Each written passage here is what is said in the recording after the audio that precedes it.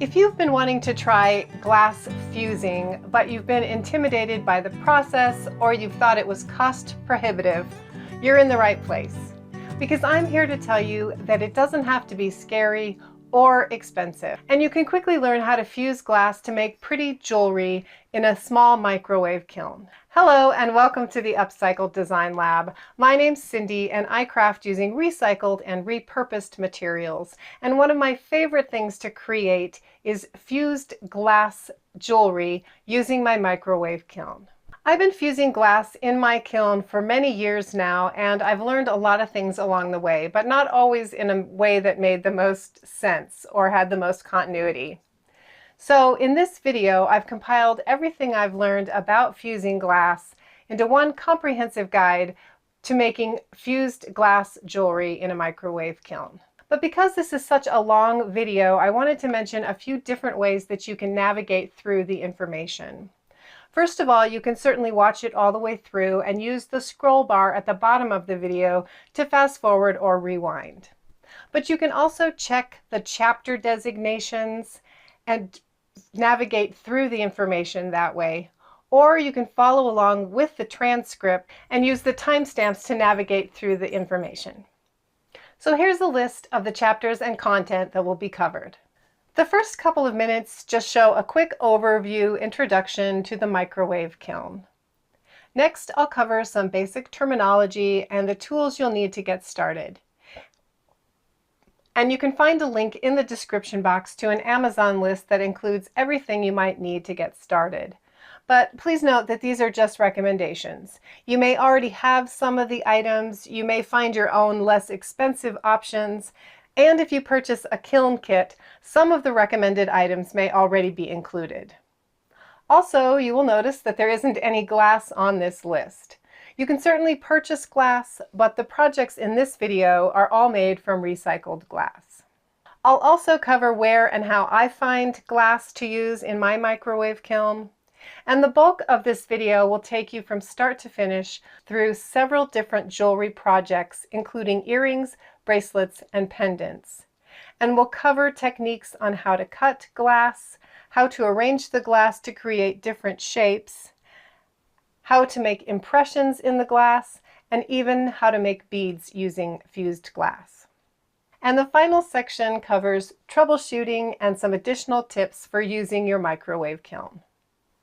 So let's get started. We have a lot of ground to cover.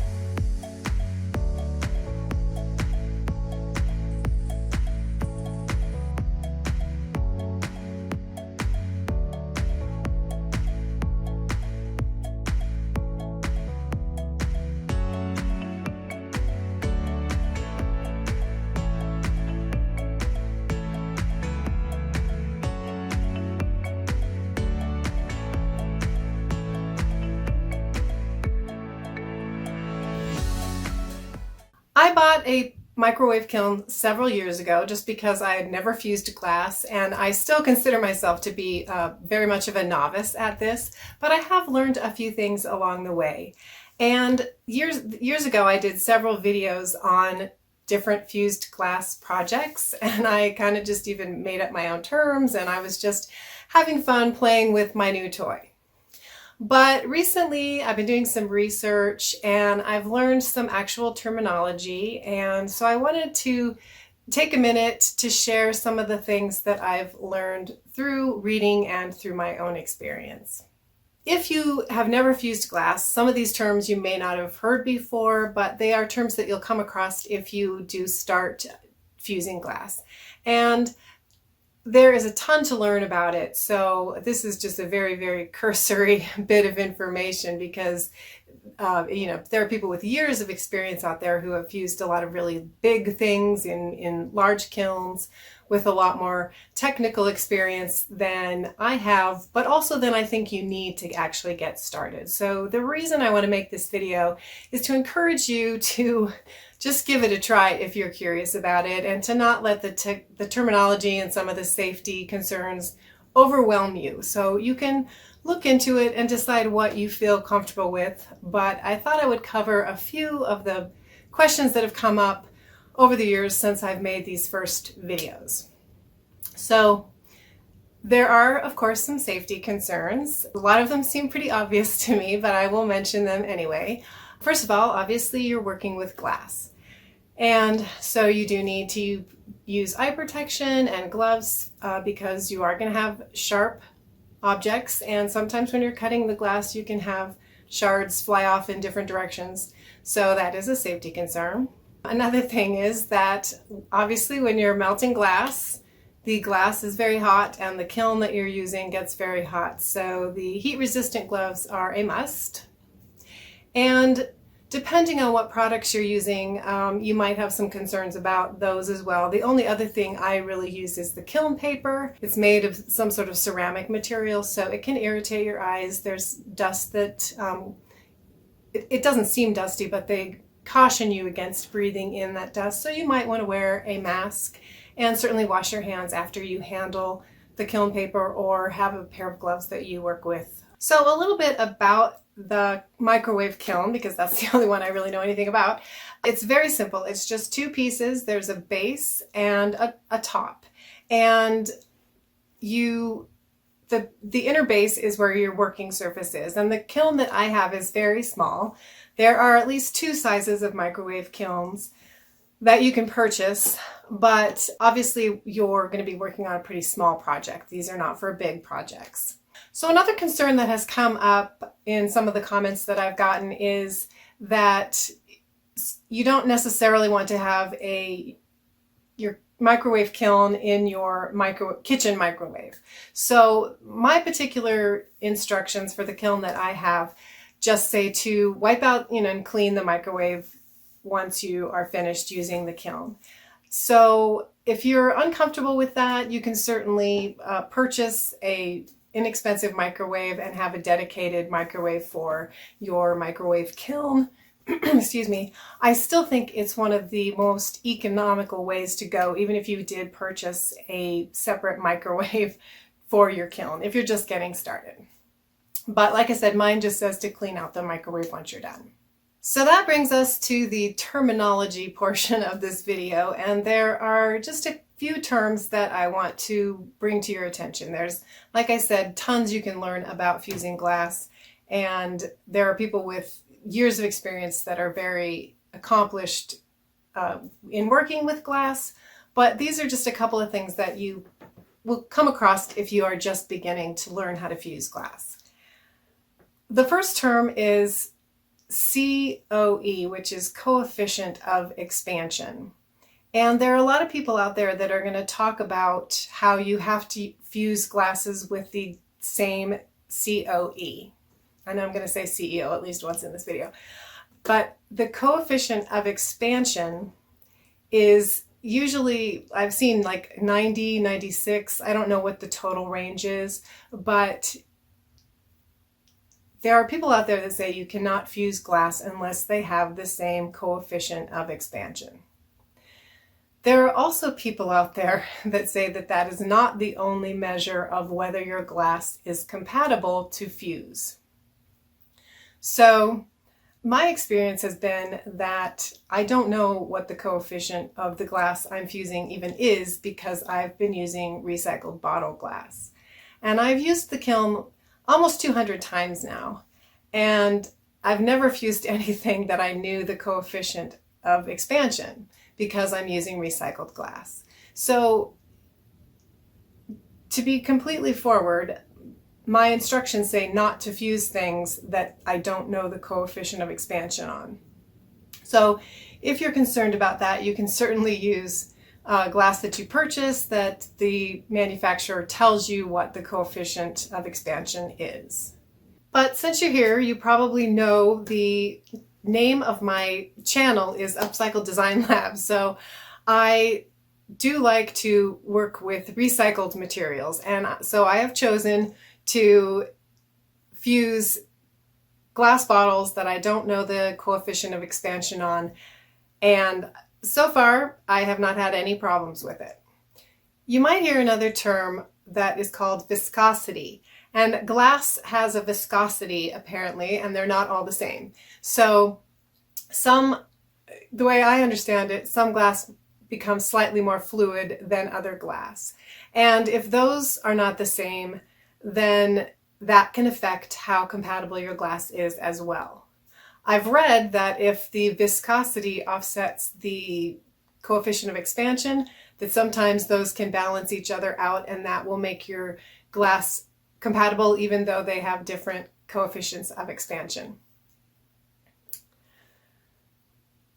The last term is called annealing, and if you have a microwave kiln, there's really nothing you can do about the annealing because it has to do with the stages and the amount of cooling that your project gets. So if I understand this correctly, higher end kilns, you can have a schedule of how you cool down your projects. But in the microwave kiln, you're just going to remove the kiln from the oven and let it cool off for an hour or 45 minutes until the glass is cool. There's really nothing you can do about controlling the annealing process with a microwave kiln.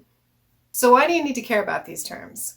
Well, the reason is that when you're fusing glass, it goes through a process of melting and cooling off, and that whole process is stressful to the glass. So depending on the way that you're combining the glasses and the coefficients and their viscosity can cause more stress, and if there's too much stress, then your projects may crack.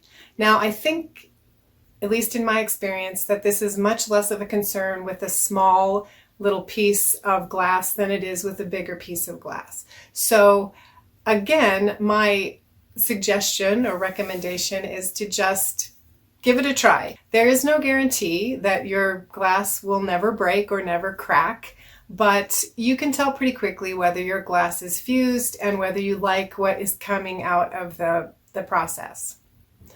One other thing that you will find with the microwave kiln, and I suspect higher end kilns, is that it's recommended that you keep notes on your process. And so at first I was a little daunted by that, but mostly you just want to keep track of what you were fusing, how long it took to fuse, and what your results were. So it's a pretty simple process, and it's also been something that's helped me to understand and learn from. So if you've been thinking about learning to fuse glass, but you found the process just a little bit intimidating, I hope that this video will encourage you just to be experimental, give it a try, decide what you're comfortable with. If you don't want to fuse glass that you don't know the COE of, did I say that right? Or if you really want to make sure you have your own dedicated microwave, whatever those things are, decide what you're comfortable with, and I would encourage you to give it a try. If you're not familiar with microwave kilns, they are exactly what they sound like. They're small kilns that actually go in your microwave and heat up to fuse small pieces of glass. So they're a very simple tool. They come in just two pieces. This top part is the heating element and the bottom part is the base. This smaller portion is the working area. So you can see that the working space is quite small, but this is a great little tool if you're just getting started with fusing or you want to just sort of test it out and try something new. You don't have to commit to buying a big expensive kiln or a lot of expensive glass. You can buy different kiln kits or you can buy singular kilns, and they're all pretty much the same. I have a couple of different kilns, and I will say that the Fusework kiln does heat up a little faster than this cheaper brand that I bought. The Fuseworks kiln is certainly a little bit more expensive, but you can find some of the lower end kilns for under $30 sometimes, but certainly in the $40 range if you're interested in starting to learn about fusing glass. Some other tools that you might need are a bottle cutter, a scoring tool, but the main tool that I use is these wheeled tile cutters. As I mentioned, the working surface of these kilns is quite small, and I've certainly used them to make mostly jewelry pieces. But I've also made a wind chime and some glass garden markers. So if you use your imagination, you can probably come up with some other ideas for using this kiln. Let's talk about where and how to find glass to fuse in your microwave kiln. So I do want to just be clear that my glass recommendation is specifically for this microwave kiln. Once you get into larger kilns, there are some different concerns that you have with the glass, and my experience is exclusively with this smaller kiln. So there are 3 types of glass that you can use in your microwave kiln. You can certainly purchase new glass.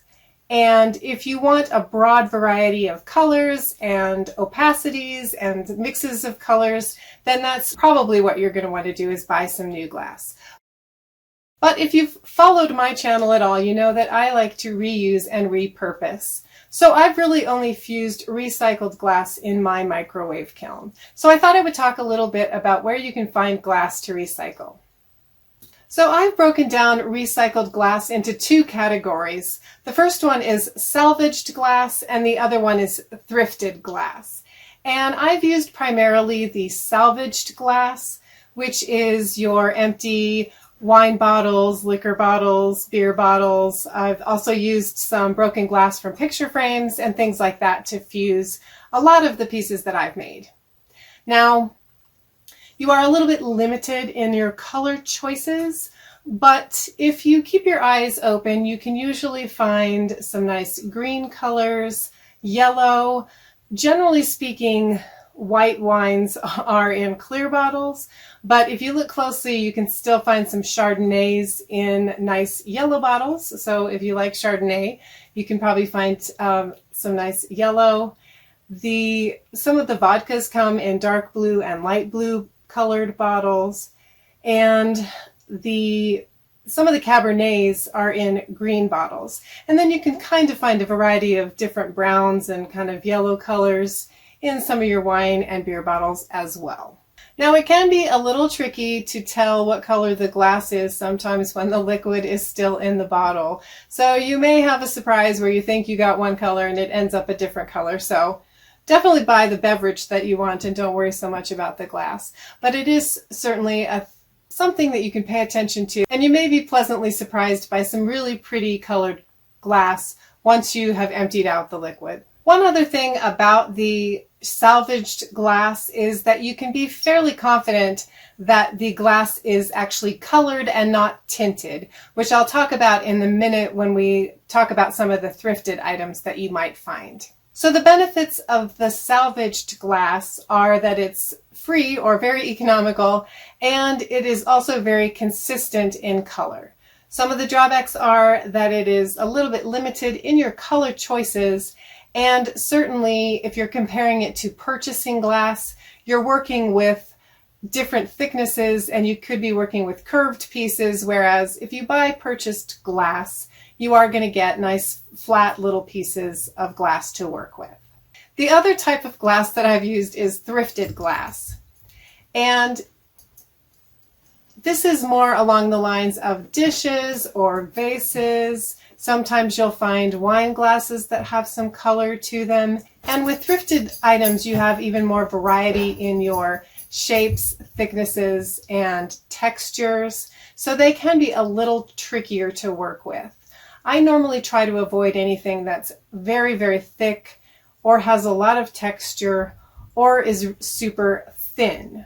So be extra careful when you're looking at thrifted glass. The other problem you can have with thrifted glass is that it's tinted and not colored glass. And you'll see this mostly in vases, and also if you find colored mason jars, I've seen them a lot in that. And one way to be able to tell that you have a tinted glass and not a colored glass is that the bottom will be clear. So if you have a piece of glass where the color isn't going throughout, be very careful about trusting that to be colored glass versus tinted glass. And if you do end up with tinted glass, your color will just burn off in the microwave kiln. So some of the benefits of using thrifted glass are obviously the price point is usually very reasonable, and you can also find some different colors than you can find in the salvaged bottle glass.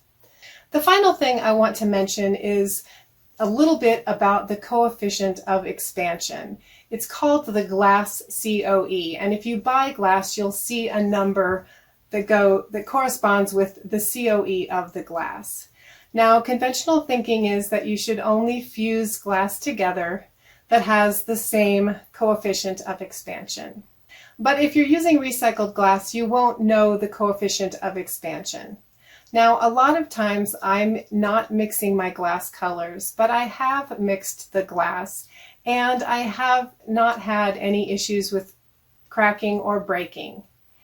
Having said that, I think it's because I'm working with very, very small pieces. And certainly if you were working with big pieces of glass, you would want to pay much more attention to all of the nuances of fusing glass. So if you're concerned about the coefficient of expansion, you're definitely going to want to use purchased glass where you know the COE of the glass. But I can tell you that my experience with my microwave kiln and using recycled glass has been a very positive one, where I've come up with plenty of failures, but also a lot of successes. So I'm definitely not an expert when it comes to cutting glass, but I do have a couple of tools. I have a bottle cutter that I have used a couple of times. I am terrible at bottle cutting, so if you would like tips on that, you probably want to check somebody else's video out.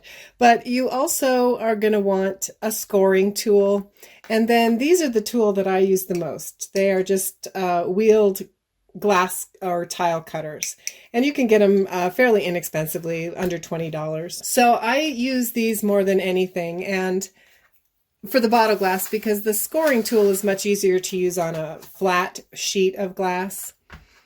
And this is my setup here. I just kind of have the rusty old pan to catch my shards, and you want to use all the safety precautions, protect your hands and your eyes when you're using this cutting tool.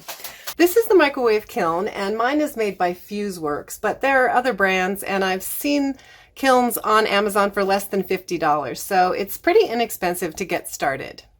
And they're very simple to use. They're just two pieces. This is the base piece and your working surface. And then the top piece, this area is the part that really heats up. So you definitely want to be sure to use your heat resistant gloves when you're working with the kiln. And then the other thing you're going to need is some fusing or kiln paper. This is my collection of glass over here then. Most of it is wine and other liquor glasses. I was lucky to find some red glasses at the thrift store. But you can see here that with my cutting tool, I try to cut sort of small square pieces. Sometimes you get little triangular shapes, but you can see that there's nothing really tremendously uniform about the pieces that I'm cutting. But I do, when you're just beginning, it's easier to work with smaller pieces just because of the curve of the bottle glass. It can be difficult to stack all of the pieces. So I've got my fusing paper here, and I've just pre-cut a square. Your paper needs to fit nicely on this inside circle of your kiln so it doesn't overlap or hang over the edge, but it only has to be big enough for the glass that you're fusing, so you don't have to cover the whole surface. And for this project, it's a little bit like Jenga, because I'm just going to be placing my glass pieces in a circle and kind of then stacking a second layer on them so that I'm filling in some of the gaps that I'm creating. Some people use different adhesives. I have never really tried it much. It might make things go smoother.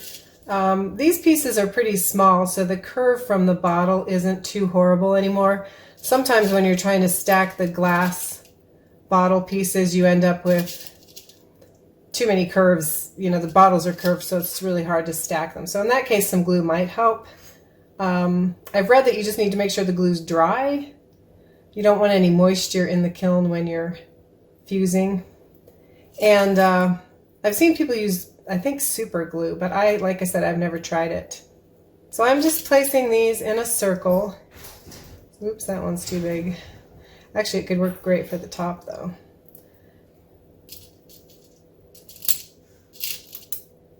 I've got mostly square pieces here, but some of my pieces are a little triangular shape, and that helps fill in some of the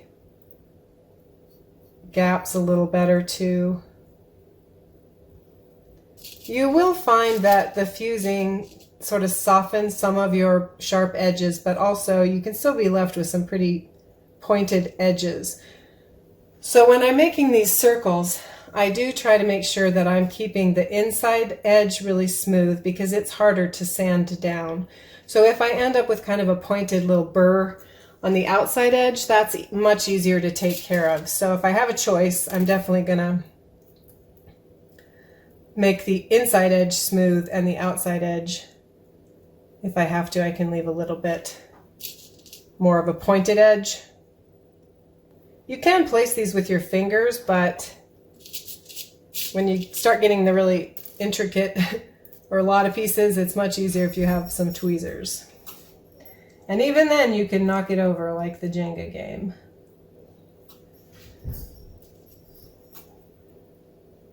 Hopefully you can see this, but I'm just kind of laying these top layers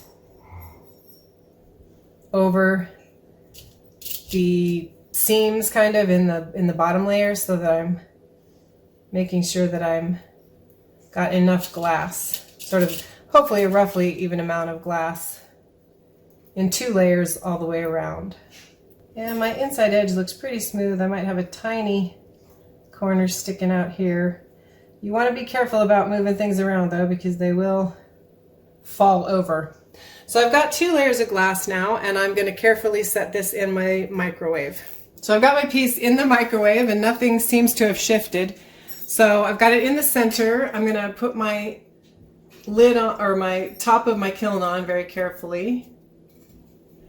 And then I usually start with about 2 minutes. So we'll check it and see how the fusing is in 2 minutes.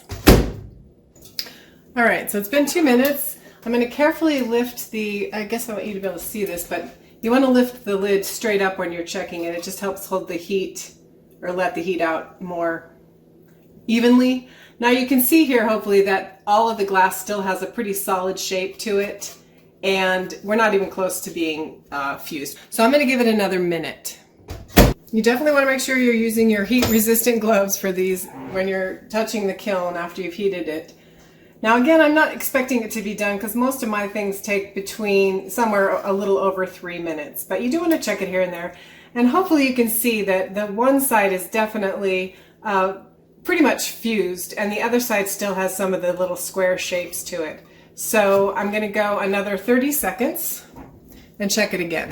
And hopefully you can still see in that back area there must be a thicker glass or heavier glass because it still needs a little more fusing. And you're just going to kind of have to estimate and see how you feel about some of this. Sometimes I'll go as little as 15 seconds at a time.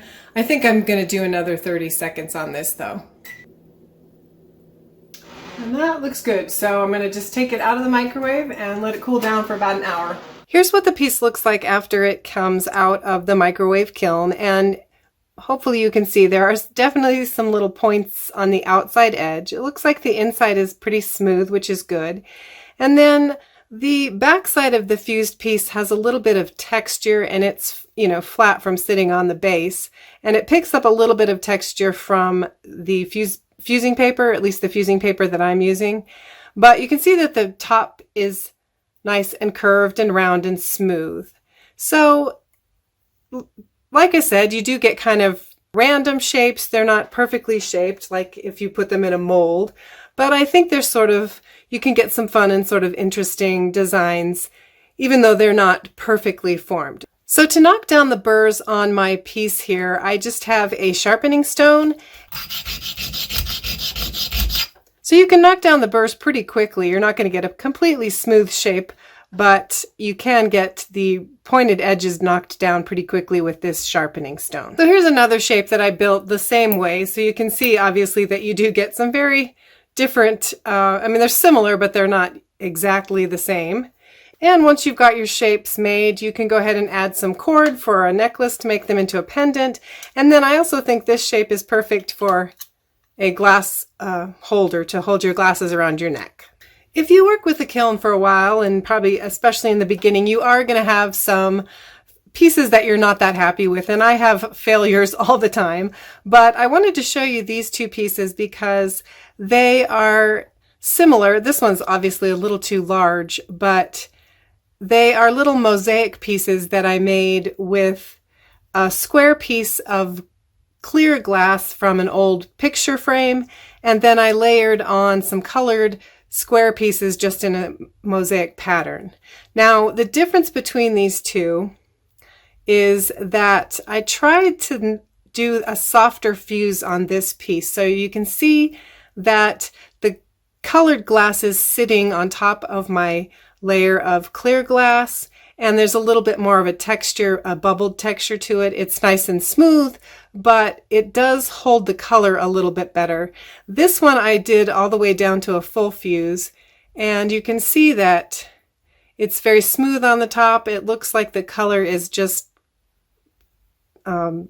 swimming in the layer of clear glass, and it definitely faded the colors. So this one's definitely going back to the drawing board. I think this one turned out pretty cute though. So I did want to just mention that when you are working with the kiln, you can kind of see whether your piece is fusing evenly, and if you still have a little bit of definition to all of your shapes and you want to do this softer fuse technique, you can stop the fusing process a little sooner. So I wanted to quickly show you two other designs that you can make in this small kiln. This first one is a triangle shape, and it's made by cutting the 3 side pieces of glass and then stacking some small pieces of glass on all of the corners. You can also make round pendants. These are sort of small ones, but you just stack 2 squares on top of each other and you offset the corners. And then in this case I added a little pop of contrasting color. They usually end up pretty round. These two ended up fairly round. The colored pop isn't all that exciting, but sometimes you end up with sort of odd shapes. So this one's definitely going back to the drawing board, but you probably will end up with some pieces that you don't like, which is why I like using the free bottle glass for my projects. In this next project, I'm going to demonstrate how to make this simple pair of dot earrings. So the first thing you're going to want are your cutting supplies. So you want a good pair of gloves to protect your fingers from the glass. You also want some safety goggles just in case any of the glass shards fly around. You also need some cutting tools, and I don't have too many different cutting tools. I have a basic scoring tool that I use occasionally when I'm using flat glass from a picture frame or something like that. And when I use the scoring tool, I do like to use a ruler with that just to help me keep the straight line. But I use these wheeled tile cutters a lot more often because I'm just kind of lazy when I cut the glass, I guess, and they're just a lot faster. They're much less precise though, if you've ever used them, and there, like I said, there are other cutting tools that you can work with, but these are the only two that I've really used. I do like to have a little pan to cut in to catch anything. It catches most of the things that are flying around, and I just have a paintbrush to kind of clean out my pan with once I'm done cutting. And I've just thrown a silicone mat in here so you can see a little bit better because this pan is pretty dark. Next, you need your fusing supplies, and I've already shown you the kiln. You do want to make sure that it comes with some heat-resistant gloves, and if it doesn't, you will need to get some because this does get extremely hot when it's in the microwave, and you need the heat-resistant gloves when you're handling the kiln to remove it from the microwave. You'll also need some fusing paper, and this is just a Kiln Works brand. As far as I know, you could probably use any kiln paper that you can find. This is a little bit thicker paper, and I have heard that if you have thinner papers, you can get a smoother back on your fused pieces. So you may want to try some different fusing papers if you really get into this. And then you need some scissors just to cut the fusing paper so that it will fit onto the kiln.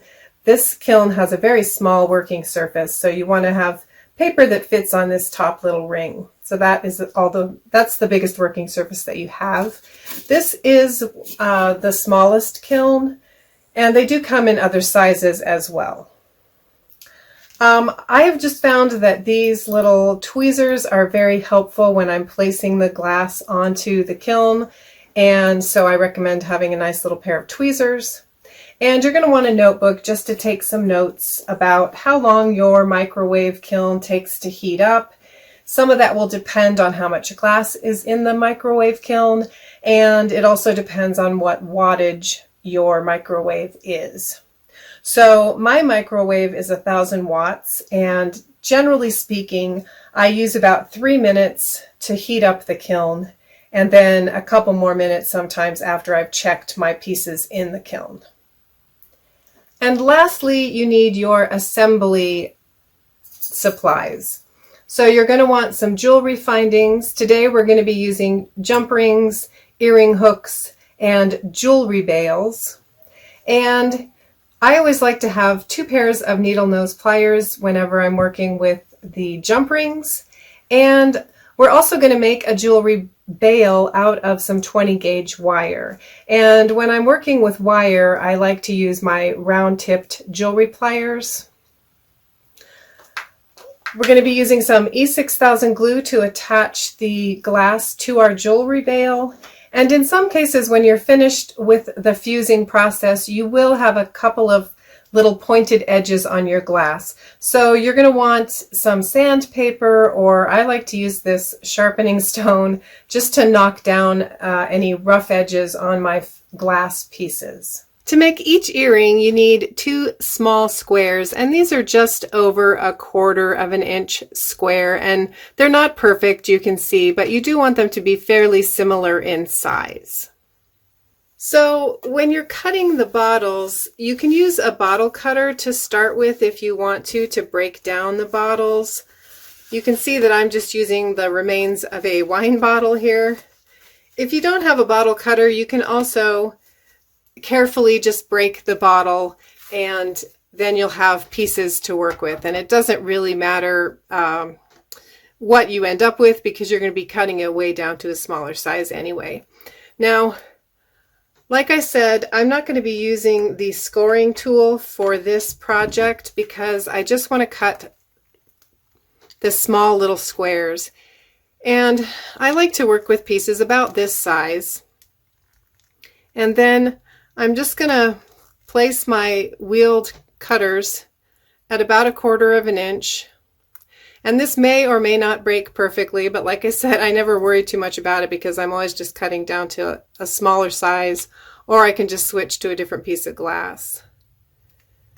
So I'm just going to pinch my pliers here, and you can see that I have a fairly nice little strip there to cut my squares from. Hopefully you can also see there's just tiny little glass shards that come off as well, which is why you want to wear your glasses and protect your hands. And then that's why I have my paintbrush to kind of clean up all those tiny little shards and make sure that they don't get on the ground or anywhere but the trash. So again, I'm just going to place the wheels of the pliers here at about 1/4 inch.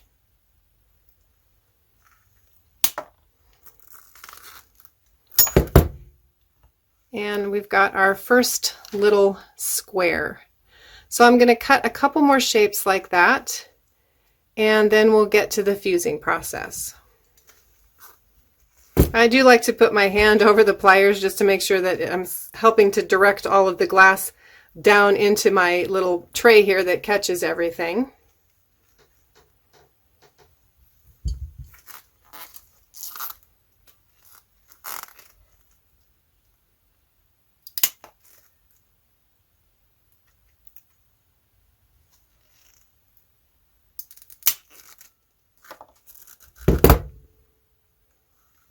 I've got 4 nice little squares to make 1 pair of earrings with.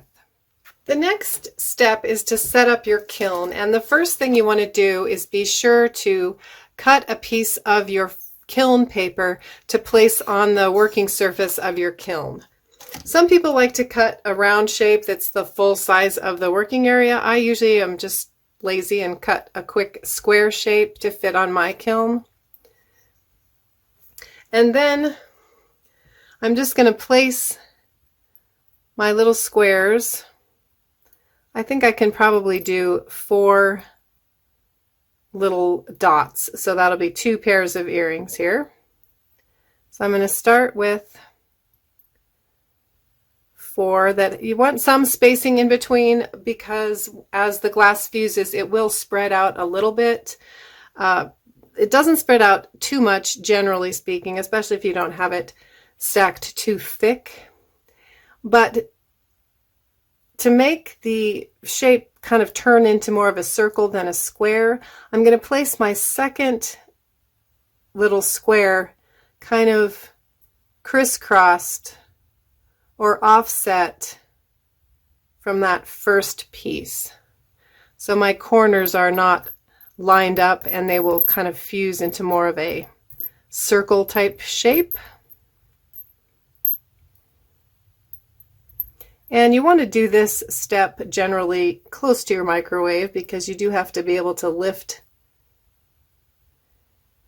your kiln into the microwave and you don't want your pieces sliding around.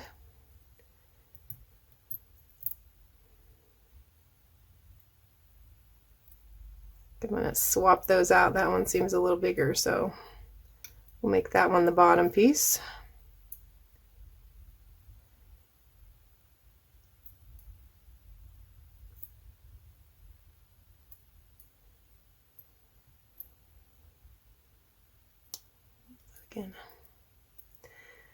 So when you're fusing glass, as I mentioned, I usually start with, I think the instructions may say 2 minutes, and if you're just starting out, you probably want less time and more, more checking on the glass is probably better.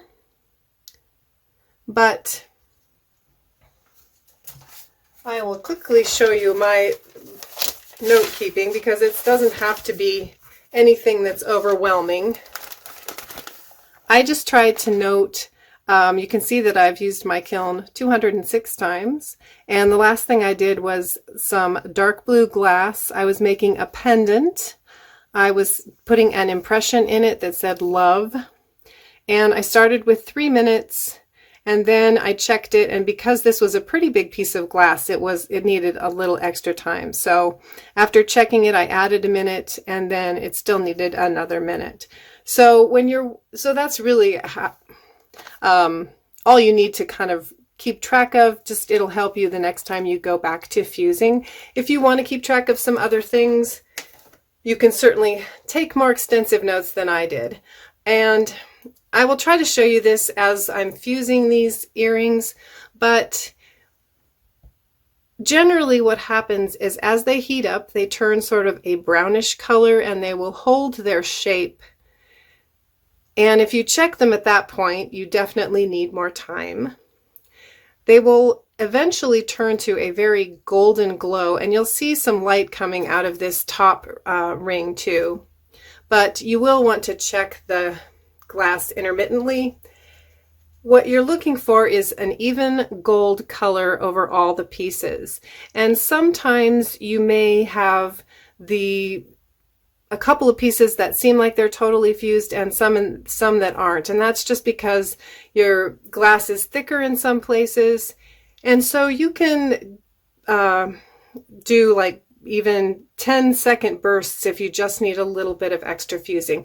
So that's something that you're just going to want to play around with. But typically you're going to want to start with 2 to 3 minutes just to heat up the kiln. Then you'll check your pieces.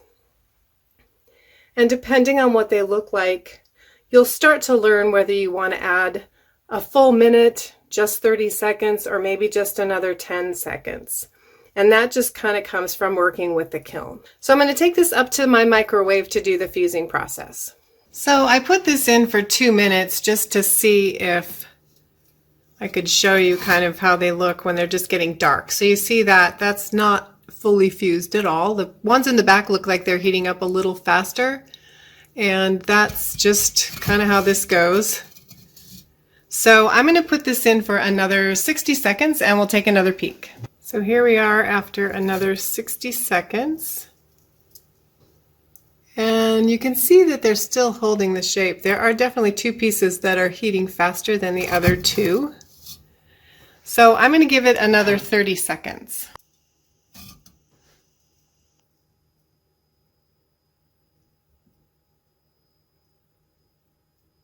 I think we need one more 30-second shot here. All right, you can see those are nice little domed shapes now. So I'm going to set my kiln aside for about an hour and let it cool down.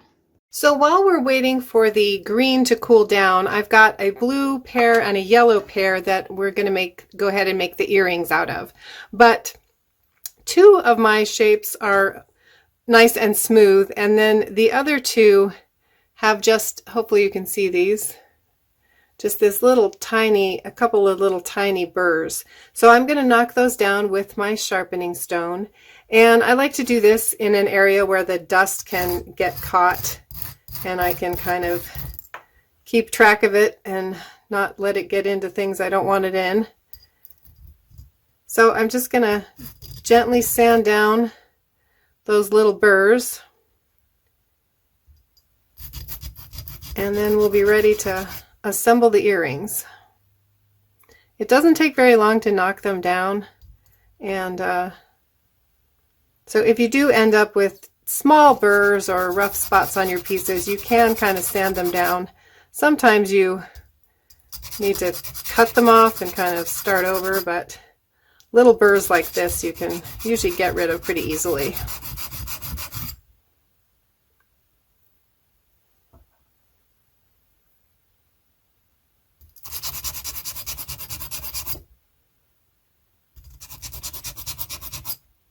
So for each pair of earrings, you're going to need your fused glass, a couple of earring hooks, a couple of jump rings, and then you're going to need a jewelry bail. And you can either use purchased ones. I've done that before, but I think these are just a little bit too small. Whoops. Too small for these jewelry bails because they kind of hang out the bottom. And so we're going to make some jewelry bails out of 20 gauge wire. So to make the jewelry bails, I'm going to use my 20 gauge wire, and I need my round tip jewelry pliers.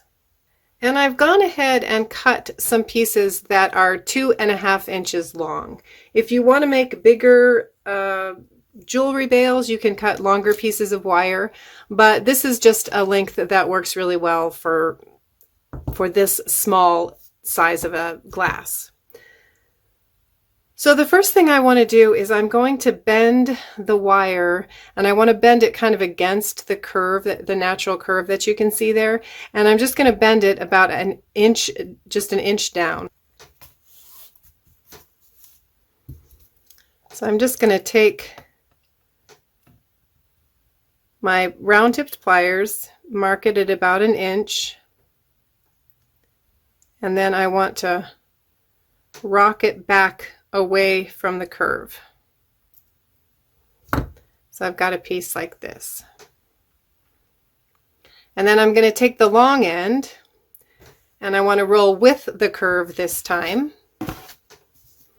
And I'm going to grab the end of the wire with pretty much the tip of my round tipped jewelry pliers, because I want to make the hole in the back as small as possible.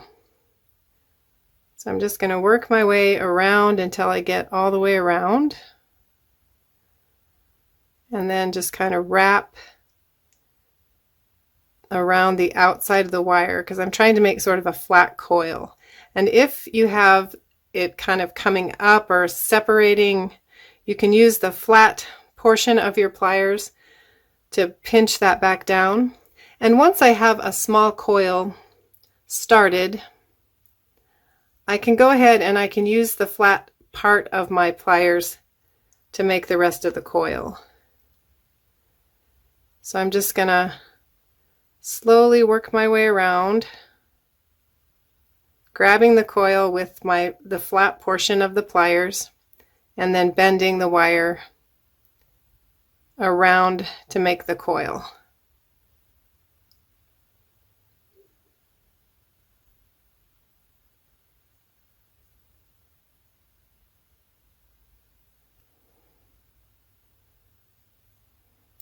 And I want to roll the whole thing right up to where I've made that bend in my wire.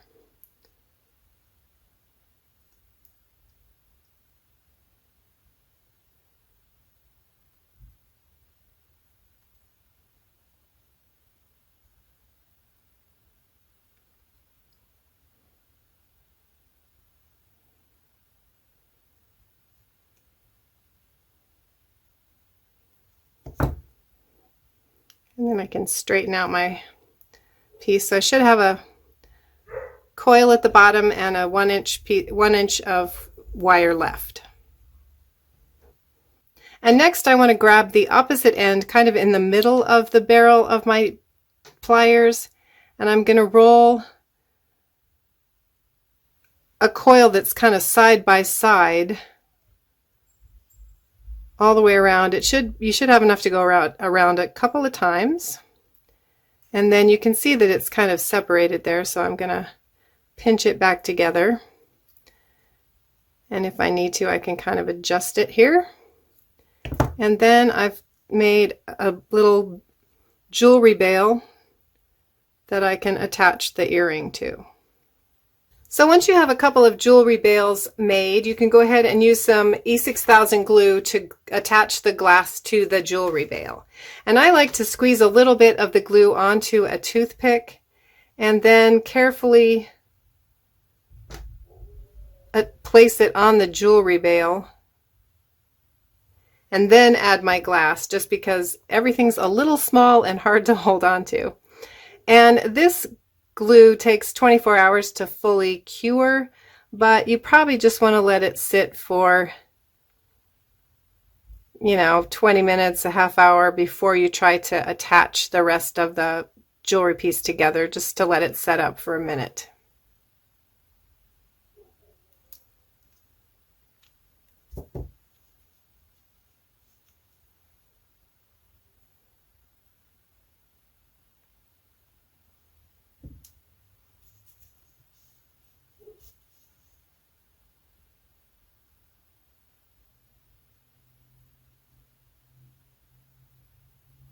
So the final step is just to go ahead and attach the glass beads to the earring hooks with some jump rings. And if you've never worked with jump rings, they're very easy to work with. They have a little,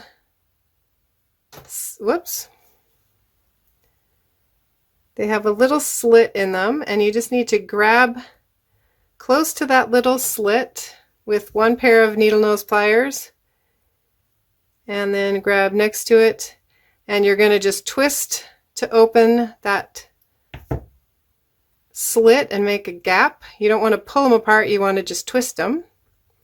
And then you can put on your little jewelry piece and the earring hook. And the only thing you want to do is, if you have a front and a back to your earring, this is the front, so I want to make sure that the curved portion of my earring hook is facing the same way when I put it on the jump ring. Otherwise my earring will hang backwards. And then I'm just going to reverse the process with my 2 pairs of pliers to pinch them back together. And that's all there is to it. You've got a little fused glass earring. So let's take a peek in the kiln and see how our green pieces turned out, because I did want to just mention a couple more things about the fusing process.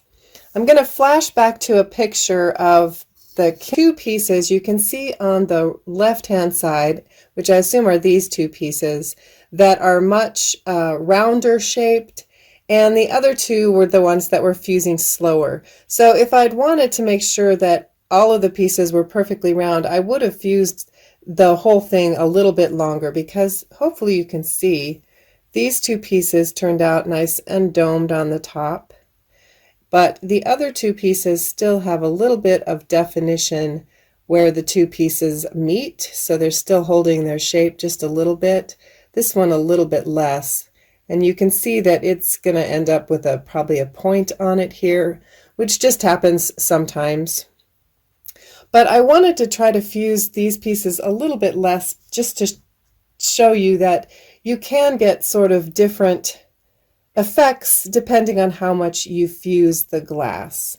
And when you remove the glass from the paper, fusing paper, it will have a little bit of residue left on the back. You can just rinse that off with some water and it will come right off. But what I'm talking about with the different types of fusing are you can get very different effects. So you can see that this piece is very smooth, and it started with a large piece of yellow, and then I added a little piece of blue on the top. But you can see that they're completely merged together here. For these earrings, I was able to do, I kind of just called it a partial fuse because I'm a novice and I'm self-taught, and that's what I named it. But you can see that there's a lot more definition in these pieces, and they were just fused for a shorter period of time. Now, if you're doing this, you do want to be careful because you want to make sure that your pieces are going to stay together. But it's just to show you that you can get some different effects by playing around with the fusing times.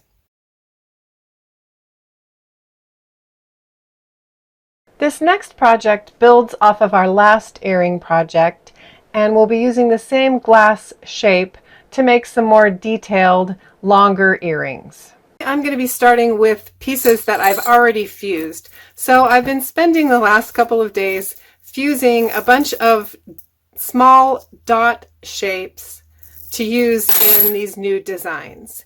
And as you might already know, I like to use recycled materials, so I'm using bottle glass here, which does limit my color selection a little bit, but if you look around, you should be able to find at least these 5 colors. So you should find clear, green, these blue colors are from vodka bottles, and the green and the yellow are from wine bottles. One thing you'll notice if you do this very much is that you are going to end up with some different sized dots. And you can try to cut your pieces to be much more uniform, but chances are you're going to end up with a variety of sizes if you fuse very many of these dots. So one of the things I do to start with is I'm going to sort them from large to small, and that helps me to determine how I want to put the earrings together. So here's the first style that I'm going to demonstrate for you today. I've gone ahead and I've sorted out 6 dots that are similar in size to make the second pair of earrings. So the next step is to coil the wire bails. And there are actually 2 different styles of bail that you need to make for this style of earring. But to start, I'm just going to cut a piece of wire that's not too long, but easy enough to work with. So 6, 8, 10 inches will be plenty.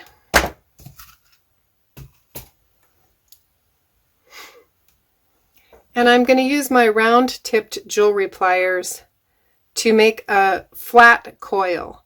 So when I'm making a flat coil, I like to start right at the tip of my pliers so that the hole in the middle is as small as possible. And I'm just going to go around once. And then I'm going to continue coiling, just wrapping the coil around the edge so that the coil stays flat. And once you've gone around a couple of times, you're going to switch to the flat portion of your jewelry pliers and just continue rolling.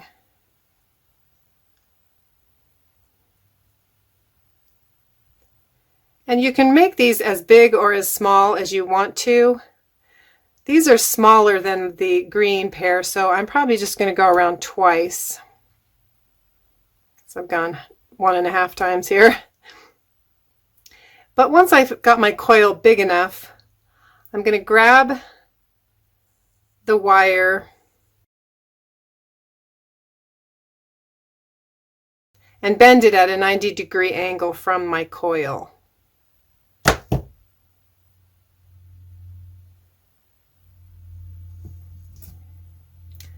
And then I'm going to grab a hold again, a little ways down, but still on the smaller part of the barrel. And I'm going to wrap my wire all the way around and behind the coil.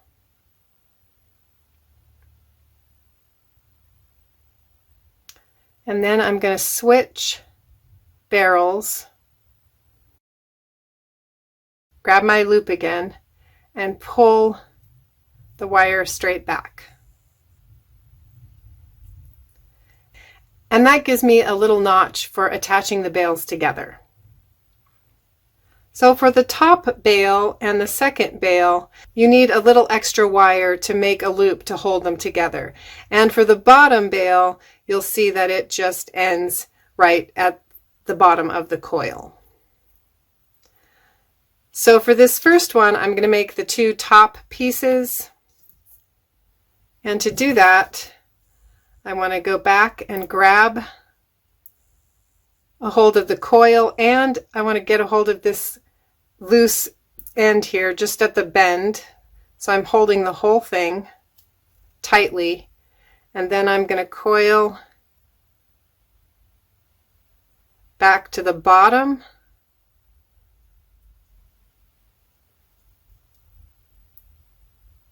and grab in the center and bend at a 90-degree angle again.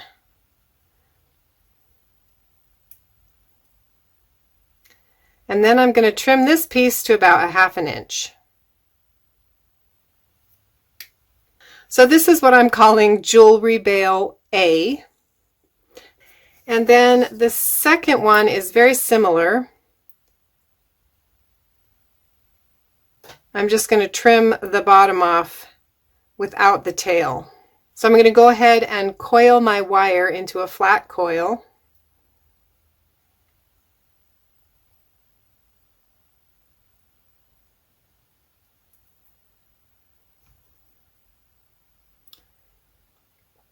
Make my 90-degree bend.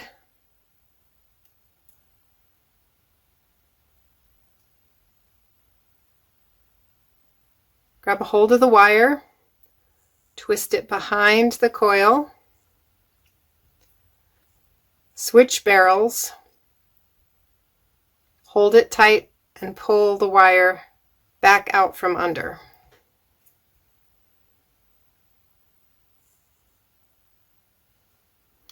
And I'm going to grab the whole thing with the flat portion of my pliers, roll this to the bottom edge, to the center, and then I'm going to use these, I don't even know what these are called, but they will cut closer to the end rather than trying to grab a hold of it with your needle nose pliers. So I'm just going to cut the wire right in the center there.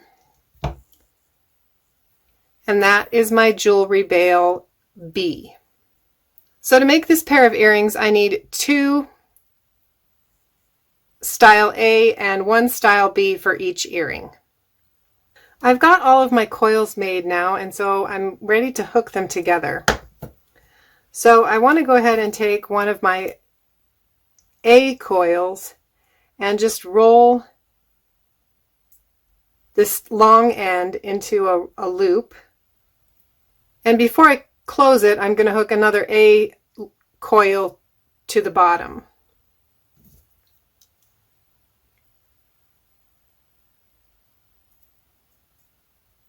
And then I'll do the same process and put the B coil on the bottom.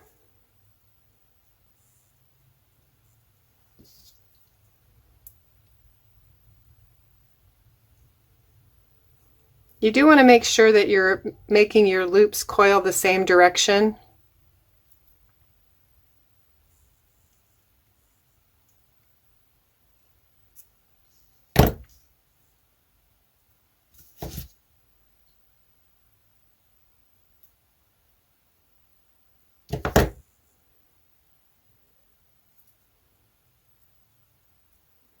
And I'm going to go ahead and attach the earring hook as well, just because it makes the whole thing a little bit easier to handle. If you've never worked with jump rings, you want to twist them open, not pull them open. And I like to use 2 pairs of needle nose pliers. I think that's the easiest way to do it. So hopefully you can see this, but I want to glue my glass pieces on the side that I've rolled the end toward. So you can see that there's a tiny gap here where I've bent my wire, and I want the glass piece to sit on top on this side, so that will help kind of close off that end and make sure that the earring doesn't come apart. So this side is going to be the front of my earring. So when I'm attaching the earring hook, I want to make sure that I have it going the right direction. And if you've ever worked with jump rings, you know that every time you add a jump ring, it kind of changes the direction of your earring. So if I put this on right now, my earring's going to hang sideways. And I could add another jump ring, but I prefer not to do that. So I'm going to cheat a little bit, and I'm going to twist my loop on my earring 90 degrees.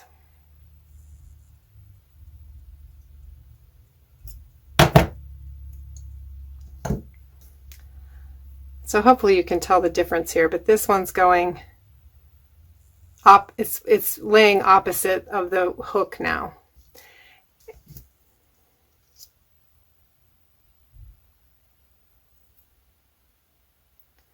So when I put it on here, I want to make sure that the back curved part is facing toward the front of my earring.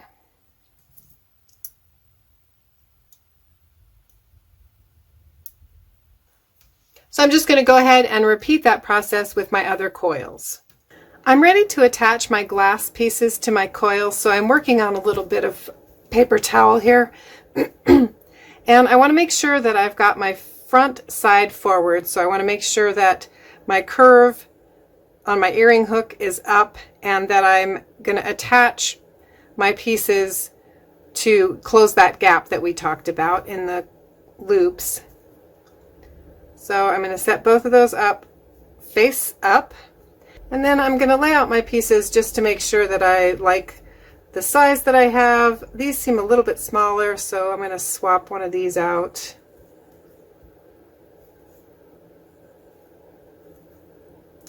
And so I'm going to go ahead and apply them the way that I have them laid out. A couple of variations that you can do with this style. You can obviously make shorter or longer versions. You can also just add stones to the bottom coils. That makes sort of a pretty earring, I think.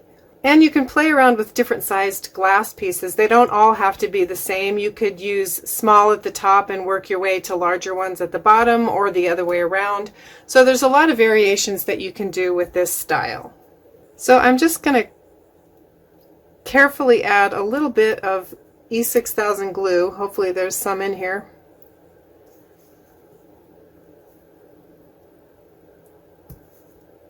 If not, I have plenty more. I never run out of E6000 glue. So I'm just going to squeeze a little dot into each coil.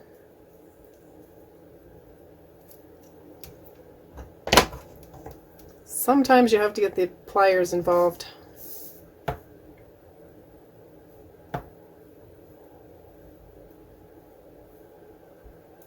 And then I can press the stone into the coil. You want to be careful not to get glue on the top of the glass.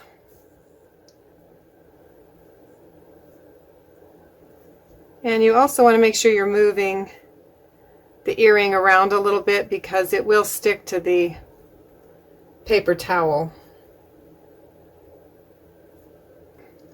So I'm just making sure that I'm pressing the stones in place. And then I'm going to definitely slide it off of the spot that it's sitting on, because I don't want it to stick to the paper towel. So I'm going to lay it out of the way here, and I'll probably want to move it again. The E6000 will set up pretty quickly, but it does take 24 hours to cure.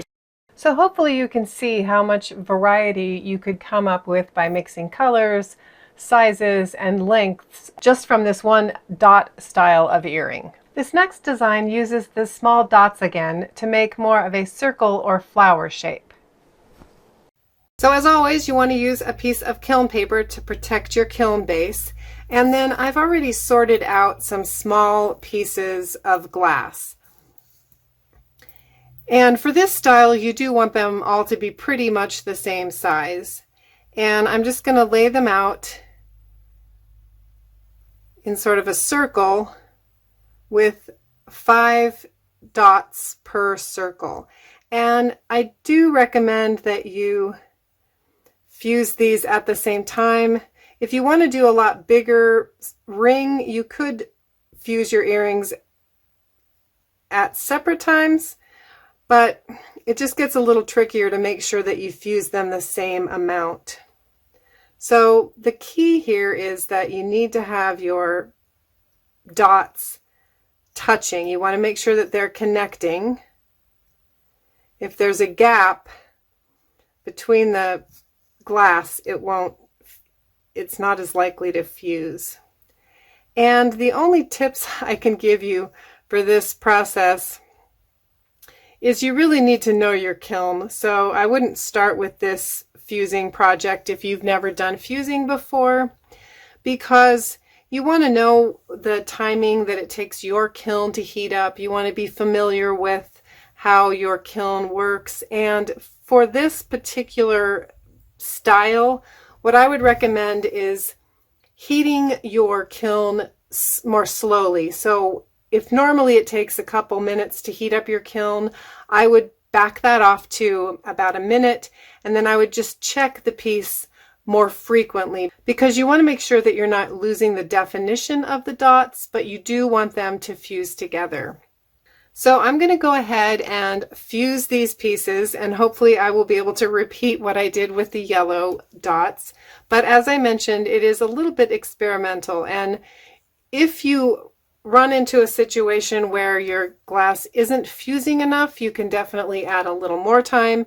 If you're losing the definition of the dots and just it's turning into more of a smooth circle, then you know you're fusing it a little bit too long. I'm going to make a slightly different jewelry bail for this second style, and I've gone ahead and I've cut my 20 gauge wire to 2.5 inches, and you can see that there's sort of a natural curve to the wire.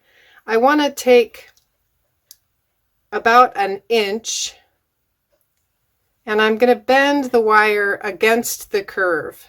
So I want to bend it to about a 90-degree angle. And then I'm going to take the longer end of the wire and I'm going to coil it into a flat coil. So again, I want to start at the very tip of my pliers so that my hole is nice and small.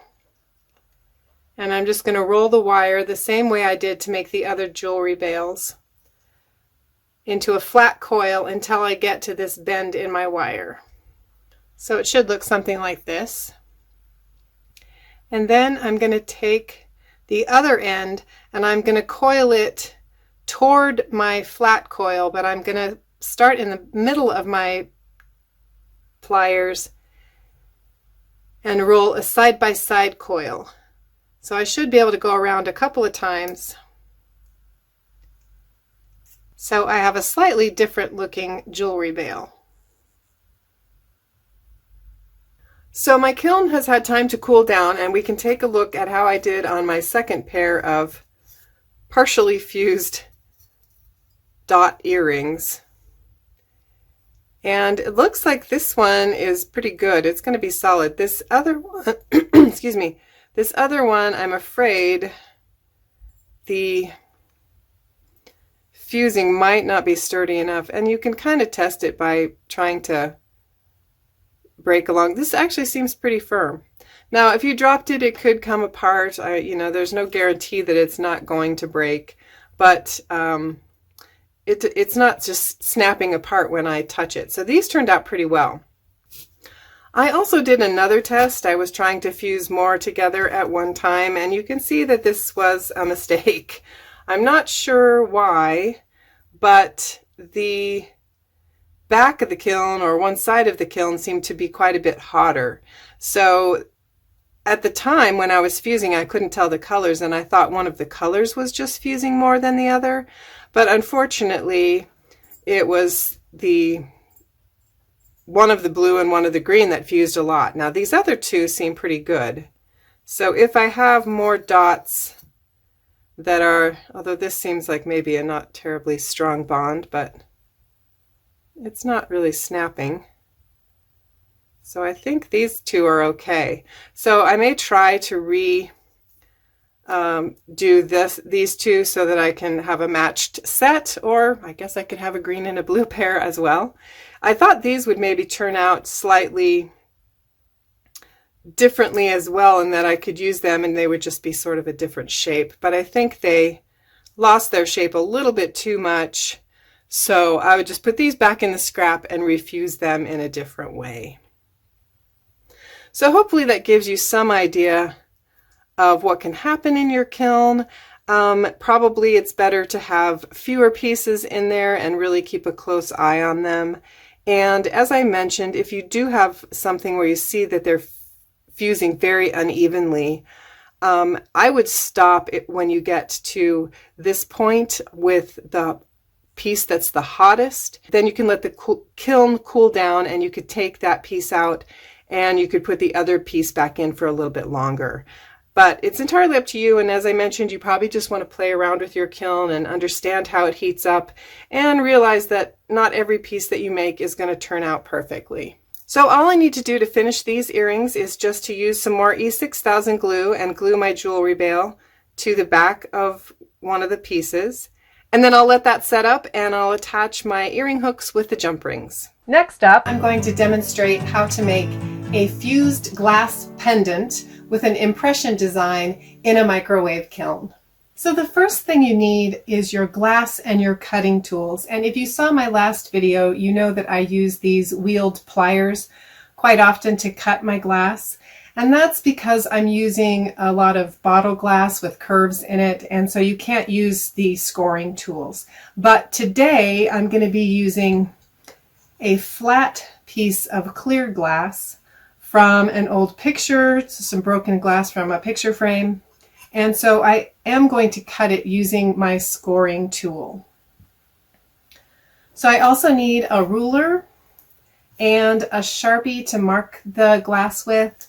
And then once I've cut the glass, I want to go ahead and clean off the Sharpie marks. So I have a little paper towel here and a little bit of rubbing alcohol. For the fusing step, in addition to your microwave, you need your microwave kiln. You need some fusing paper and some scissors to cut the fusing paper. And then you're also going to want to take some notes about the fusing process, how long certain pieces take, just to get familiar with your kiln.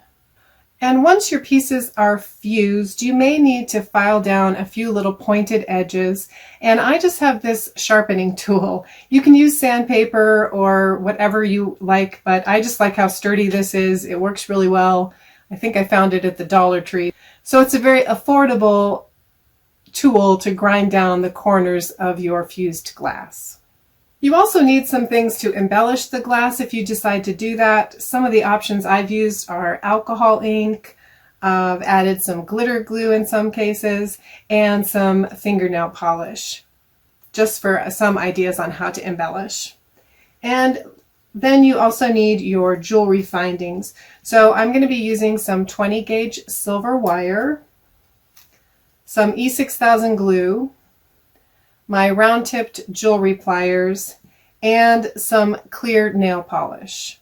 And lastly, we have a few safety concerns. So when you're cutting the glass, you probably are going to want a good pair of gloves, and you definitely want to protect your eyes, so you may need some safety glasses. I also like to have a paintbrush just to sweep up the tiny little shards of glass. You want to be sure that you're keeping track and sort of cutting in an area where any shards can be easily cleaned up, and the paintbrush or a bench brush works well for that. And then you absolutely need heat-resistant gloves whenever you're handling the kiln. So here's an example of an impression that I've fused in a 1.5-inch piece of the clear glass. And when you're designing your piece, you obviously need a piece of glass that's large enough for the impression, and you want to choose a design that's fairly simple because we're going to be cutting this shape out of the fusing paper. Another thing to consider is whether you want to have a finished piece just like this that's very simple and subtle, or whether you want to embellish the design in some way. And if you do embellish the design, you probably want to fuse additional glass pieces and add a back to the piece, which is what we'll be doing today. Another thing is that you can use bottle glass for this process, but you probably want to stick with the lighter colors like a yellow or a light blue. I fused an impression in this dark blue, and maybe you can see it, maybe you can't, but it doesn't show up very well at all on this darker color. One thing to think about if you do want to use darker colors or opaque glass is that you can do the impressions, but you probably want to have the underside of the fused piece become the front of your jewelry design so that you can actually see the impression better. But I like to do the impression on the underside of the glass so that I have a smooth top to my finished pieces. So today I'm going to be fusing another piece of glass that is 1.5 inches, and we will be adding a back piece and embellishing the impression as well. For this step, I'm starting with my piece of glass and a ruler and my Sharpie, and I'm just going to mark my 1.5 inches. I want to find a straight edge. So I'm just going to mark my glass at 1.5 inches.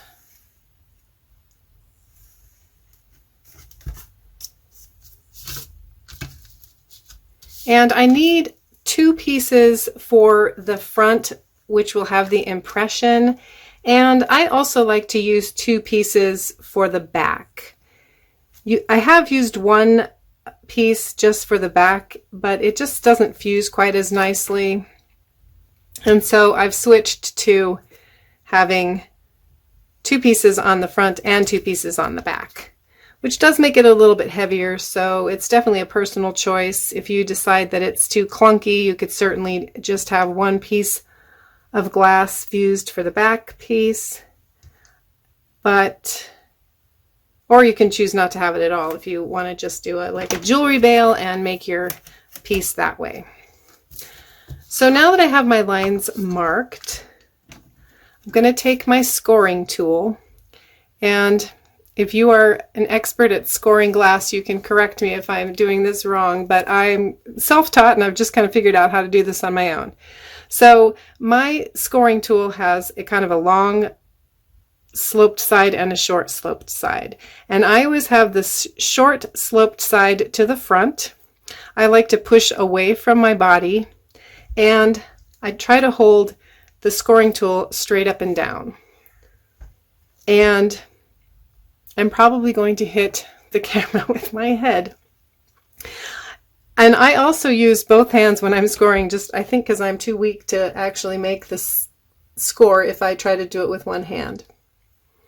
So I line it up with my right hand, and then I'm just going to press on top of the scoring tool with my left hand. You should hear that kind of scratching noise. I'm probably not getting it straight because I'm used to just leaning over and scoring my line.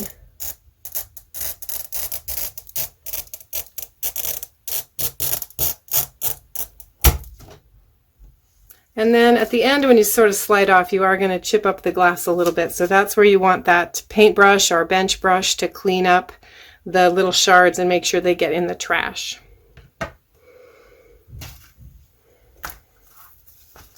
I'm going to put my gloves on now because this is one of the most satisfying steps. You get to just snap the glass. So you want to make sure you're going opposite of your score line. So I'm flipping the piece over, and then I'm just going to press down on the one side, kind of trying to keep even pressure along my score line. And the glass should snap right along that score line. So I'll go ahead and repeat that process for the rest of my score lines.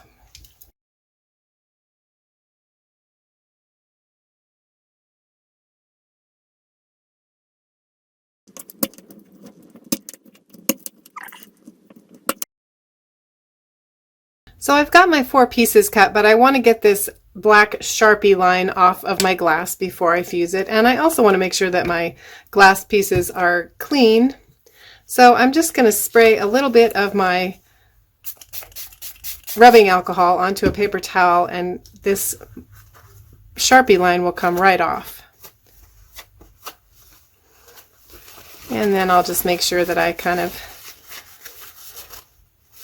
clean off the fingerprints and extra dust that gets onto the glass.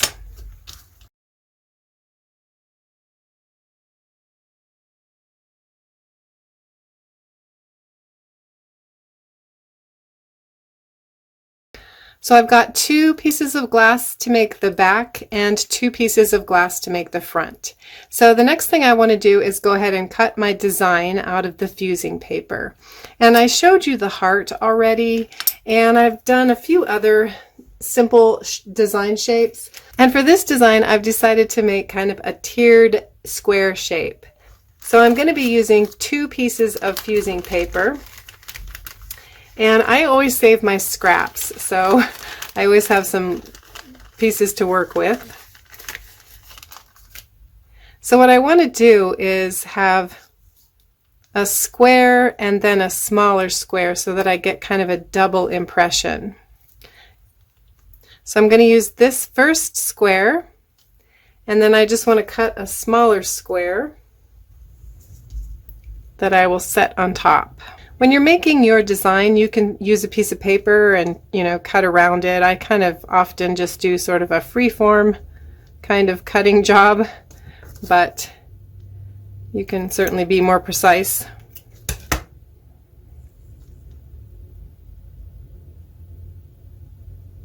So I'm just going to use that really simple design in the glass. And I also need a piece of fusing paper to cover the base of my kiln. So you'll see there's just a little round area here. It's pretty small. And you can cut your fusing paper in the shape of a circle, but I just think that wastes the fusing paper. So I generally just cut the fusing paper to fit my glass piece. So I'm just going to cut a square piece of fusing paper. And the fusing paper goes underneath your glass to protect the kiln. So you need 1 layer of the fusing paper on top of the kiln every time you fuse anything. And if you're making impressions, oops, that's a little bit big. The glass, you want a little bit of room on the edge of the glass. If you're stacking it very high, it can spread out. Sometimes it shrinks up. It's just sort of unpredictable a little bit. So anytime you're fusing, you definitely want a piece of kiln paper to protect your kiln. And because we're doing an impression, I'm also going to place my design on the center of the kiln paper, and then I'm going to put my 2 pieces of glass on top. As I mentioned, you can use just 1 piece of glass, but I do think it just kind of fuses. It's not as nice of a fused piece once you're done. So if you have a couple of layers, you get a smoother, cleaner, you get smoother edges and sort of a cleaner top. So this is ready to go into the kiln, and to fire the projects is it's sort of a learning curve. So generally speaking, you want to put your kiln base in and make sure that all your pieces stay in the, haven't slipped and stay where you want them. Then you'll put the kiln lid on and you will set your microwave. Now, I just got this new kiln. I have previously used my Fuse Works kiln and I thought they were all very much the same, but this kiln does take longer to heat up. It was much less expensive and it takes a longer time to actually fuse the glass. So as far as firing times, you want to follow the instructions that come with your kiln, and then you're just going to want to keep an eye on it. And what you're looking for in a finished fused piece is a nice even piece of glass with sort of rounded edges and a nice orange or yellow glow to the entire piece of glass. And that's when your piece will be fully fused and you can set the kiln aside. But you will want to check it periodically, and you'll learn as you go whether to add a minute or just 30 seconds. Sometimes you might only want another few seconds, and you're just going to check the piece periodically throughout the fusing process. Some other things that affect the fusing process are the amount of glass that you have in the kiln and also what wattage your microwave is. So it's very hard to tell you exactly how long you should fuse these pieces. As I mentioned before, my Fuse Works kiln fuses a lot faster than this newer, less expensive kiln. And once you do the fusing, you do need to set your kiln aside for at least an hour to let the pieces cool off. And again, the more glass you have in the kiln, the longer you want to let it cool down. So I've got some pieces that have cooled here. And in this piece, I've just made sort of a round indented impression that I'm going to embellish, and this is my back piece. So when you remove your items from the kiln, you will have sort of a paper residue from the kiln paper left on your piece, and it's very easy to remove with a little bit of water. For the impressions, for the pieces with impressions in them, you'll have an even more of the kiln paper kind of stuck inside, but it's easy to get out, and then again you will want to rinse and sort of scrub out the impressions. So I'm going to go ahead and clean these pieces up a little bit, and then we'll be back to file them down. I've got my pieces washed up now, but you will notice, I think you can see this, that there is kind of a rough, the back is a little bit rough. It does pick up the texture of the fusing paper, and the fusing paper that I have has quite a lot of texture to it. So I don't know if they make smoother fusing papers. I've heard that thinner papers will have a smoother back, but you can probably see that it's a little bit frosty looking. It's not totally clear anymore, but you can definitely see through it, but it does have sort of a texture to it. The other thing is that there are just some imperfections that happen. I've gotten bubbles in quite a few pieces that I've fused. If you know how to avoid that, let me know in the comments, but otherwise I just kind of embrace the imperfections. When you're done fusing the two pieces, you'll notice that the edges have rounded off nicely and you have a nice smooth edge to the top of the piece, but the corners will still be kind of pointed and you might have some rougher edge on the bottom here. So that's where I use my sharpening stone, and you can, like I said, you can also use sandpaper just to knock down those edges so that they are not going to snag anything. I don't worry about making them super smooth, but I do want to make sure that they're not scratchy at all.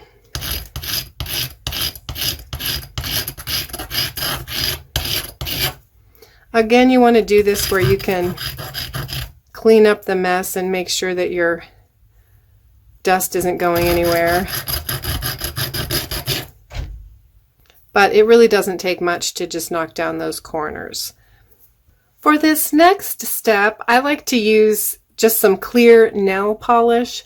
I think that probably any glossy kind of glue or sealer would do the same thing, but I like to use the nail polish just because it dries so quickly. And what it helps to do, hopefully you'll be able to see this,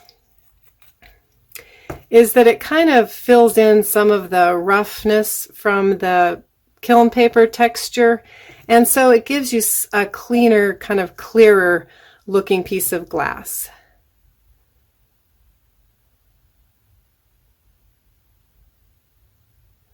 So I'm just putting a thin coat on the back side. I don't know if you can see that there, that may be better. And so when you have that sealer or nail polish on there, you just get it kind of takes down that frostiness of the glass finish a little bit.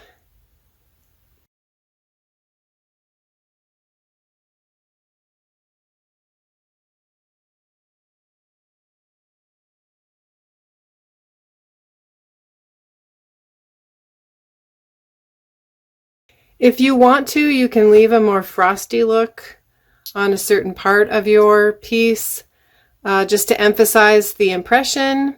So you can play around with this technique, or you don't have to use it at all, but I just kind of like to make my piece as clear and transparent as possible, and this kind of helps to tone down some of that frosted look that you get from the texture of the glass. When you're making the impressions in the glass, you can use more than one layer of kiln paper, as we did in the square shape that I showed you. But I'm not sure if you can see the difference here. This round piece, I used 2 layers of kiln paper, and for the heart, I just used 1 layer of kiln paper. And the reason that I used 2 layers here was because I wanted to do a slightly more 3-dimensional design on the inside. I don't know if it makes a whole lot of difference when you're looking at it from the other side. Maybe a little bit. So if you're trying to make a more distinct shape in the glass, you might want to try using 2 layers of kiln paper. You do want to make sure that they're cut exactly the same and that they don't slip at all, but you can get a little bit deeper and more distinct impression if you use a second layer of the kiln paper. So for embellishing your pieces, as I mentioned, you can just leave them plain and not do any extra embellishing. I've also used alcohol ink to emphasize the design in some of my pieces. For this design is still drying, so I haven't put the back on yet, and I'm not sure if I'm going to like it or not. It needs some work yet, but I used some fingernail polish, some glitter glue, and the Sharpie again, just to outline the shape, just for another idea. And I think I'm going to put a little bit of tissue paper in the center when I'm done. Yeah, this one's not my favorite, but just some ideas of how you can embellish. And for this last one, this is just to show you that you can use different colored glass. So to make this impression, I had a clear piece of glass, and then I had squares on top with the letters underneath. So I have a little bit of light blue here to make the checkerboard shape. And for this round impression, my idea is to put a wire coil inside of it. So I'm going to use some 20 gauge wire and my round tipped jewelry pliers, and I'm just going to make a coil to fit inside of that impression. If you saw my last video, you know we made some coiled jewelry bales, and I'm just going to start with a similar process using the very tip of my pliers to make a nice small coil. And then I want to kind of coil this loosely.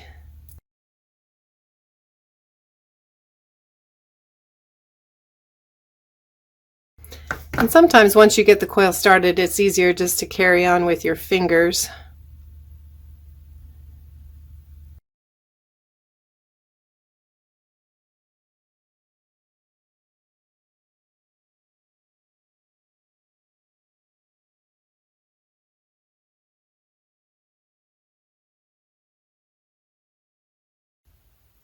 I was also thinking you could put dried flowers or different things in an impression like this.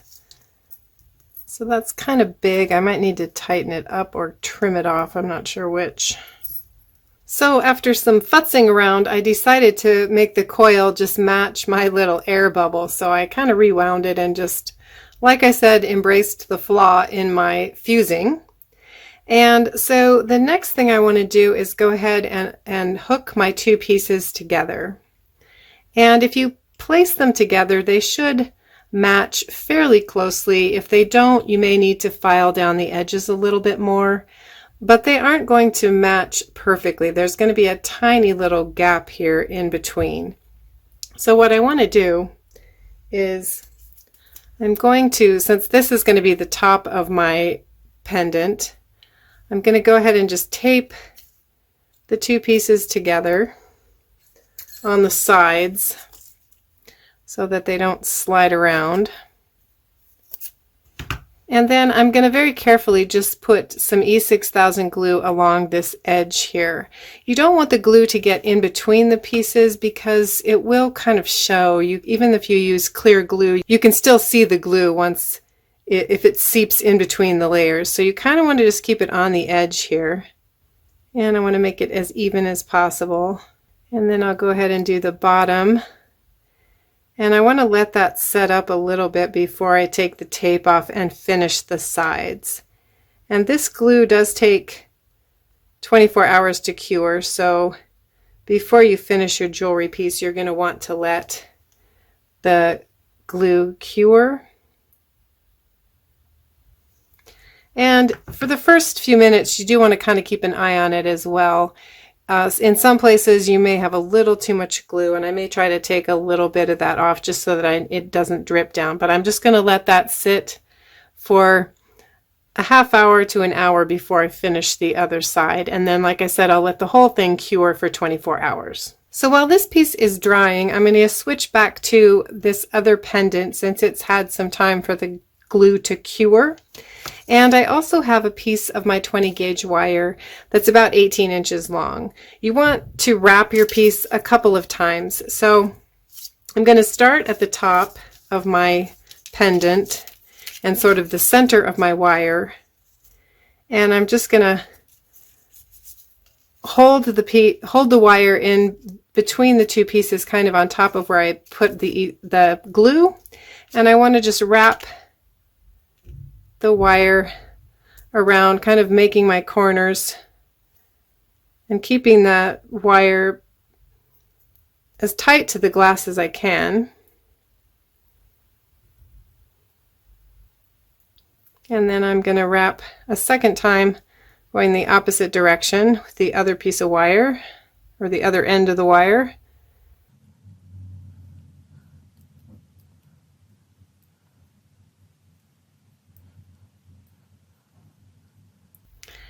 And then I want to take one of my wires and I want to make sure that I bend it right in the center of my pendant. I think that's quite right.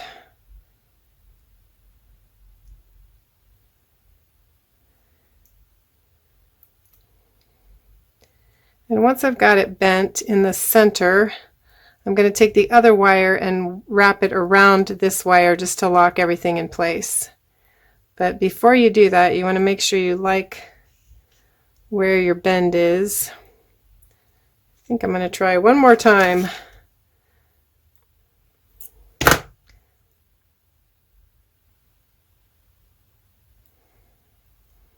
All right. So now I'm just going to wrap this other wire around a couple of times.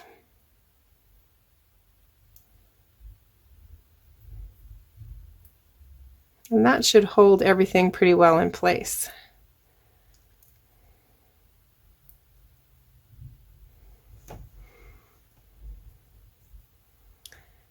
And the next thing I want to do is I'm going to make the coil to hook my jump ring to from this wire. And I want to roll it about 3 times, so I need about 2 inches of wire. And I'm going to start in the middle of my round-tipped pliers and roll down the barrel until I have it rolled about 3 times.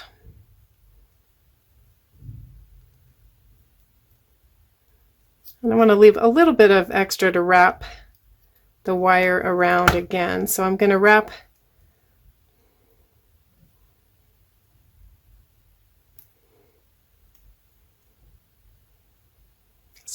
this wire around, and this is sort of personal preference. You can wrap it as many times or as few times as you want to.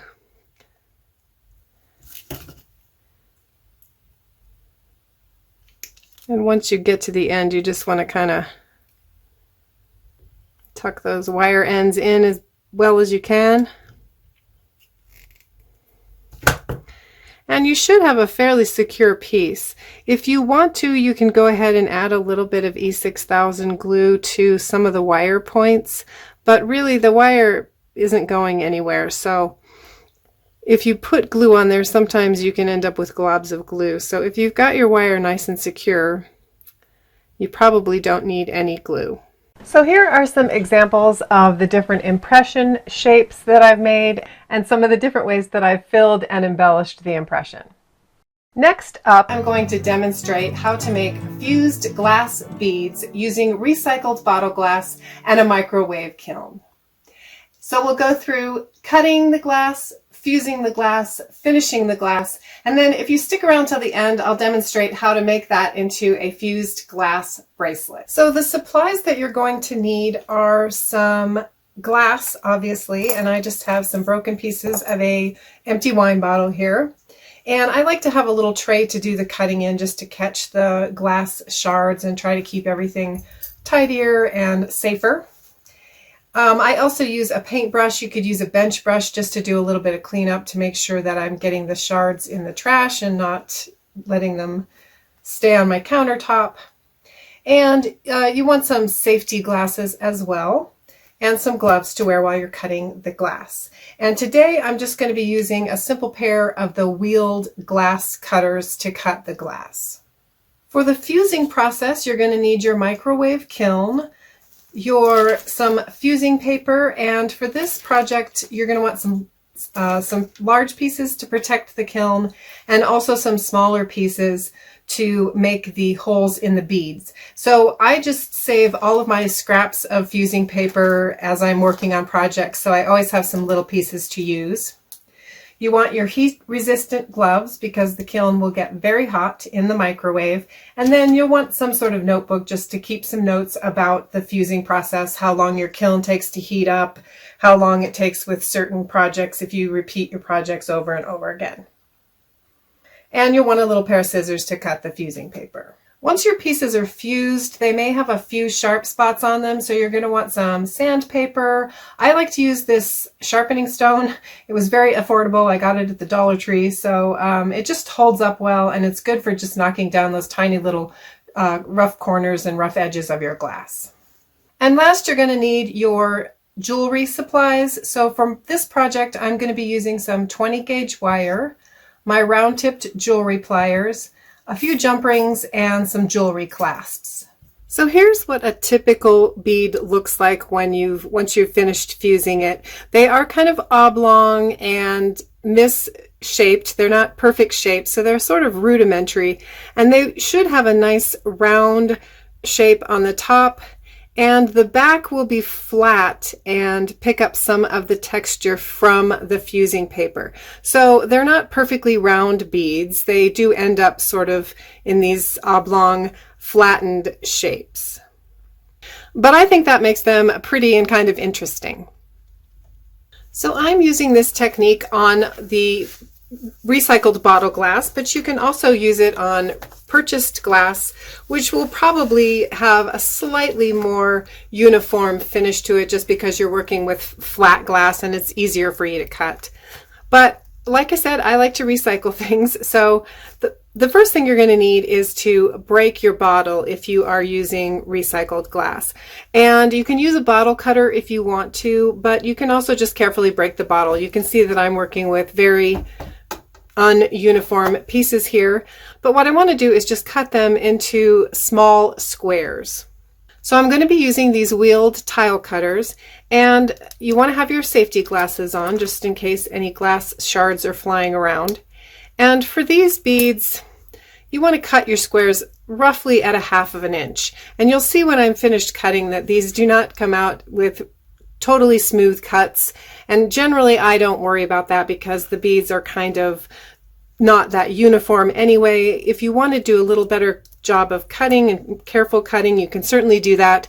I'm just kind of lazy when I do my cutting. So I like to grip the glass, and then I just cover the pliers up while I'm pinching the glass just to keep the glass from flying around, and hopefully it will just drop into my pan here.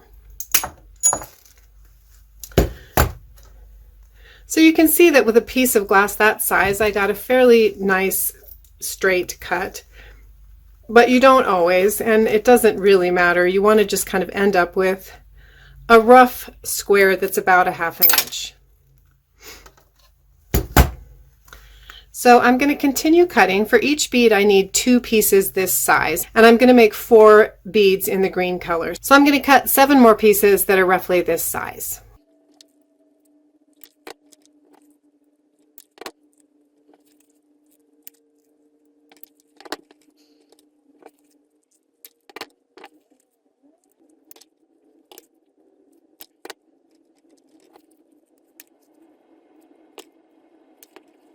So I've got my 8 pieces of glass cut into little squares, and you can see that they're far from perfect. And then I've gone ahead and I've cut a piece of my kiln paper to fit on the base of the kiln here. You can cut a circle if you want to. I think that just kind of wastes the fusing paper. You just want to make sure that your your fusing paper is between your kiln base and your pieces of glass. So I'm going to show you a couple of ways to do the bead fusing. The first way is the simplest, but I prefer the second way just because I like to use a little bit heavier wire, so I need a slightly larger hole in the bead itself. But the first way that you can do the bead making is by just taking your pieces of glass and spacing them out so they are going to have enough space between them so they don't fuse together. And then you want to just switch to your scrap pieces, and you're going to cut a very thin strip of the fusing paper to lay between the glass layers.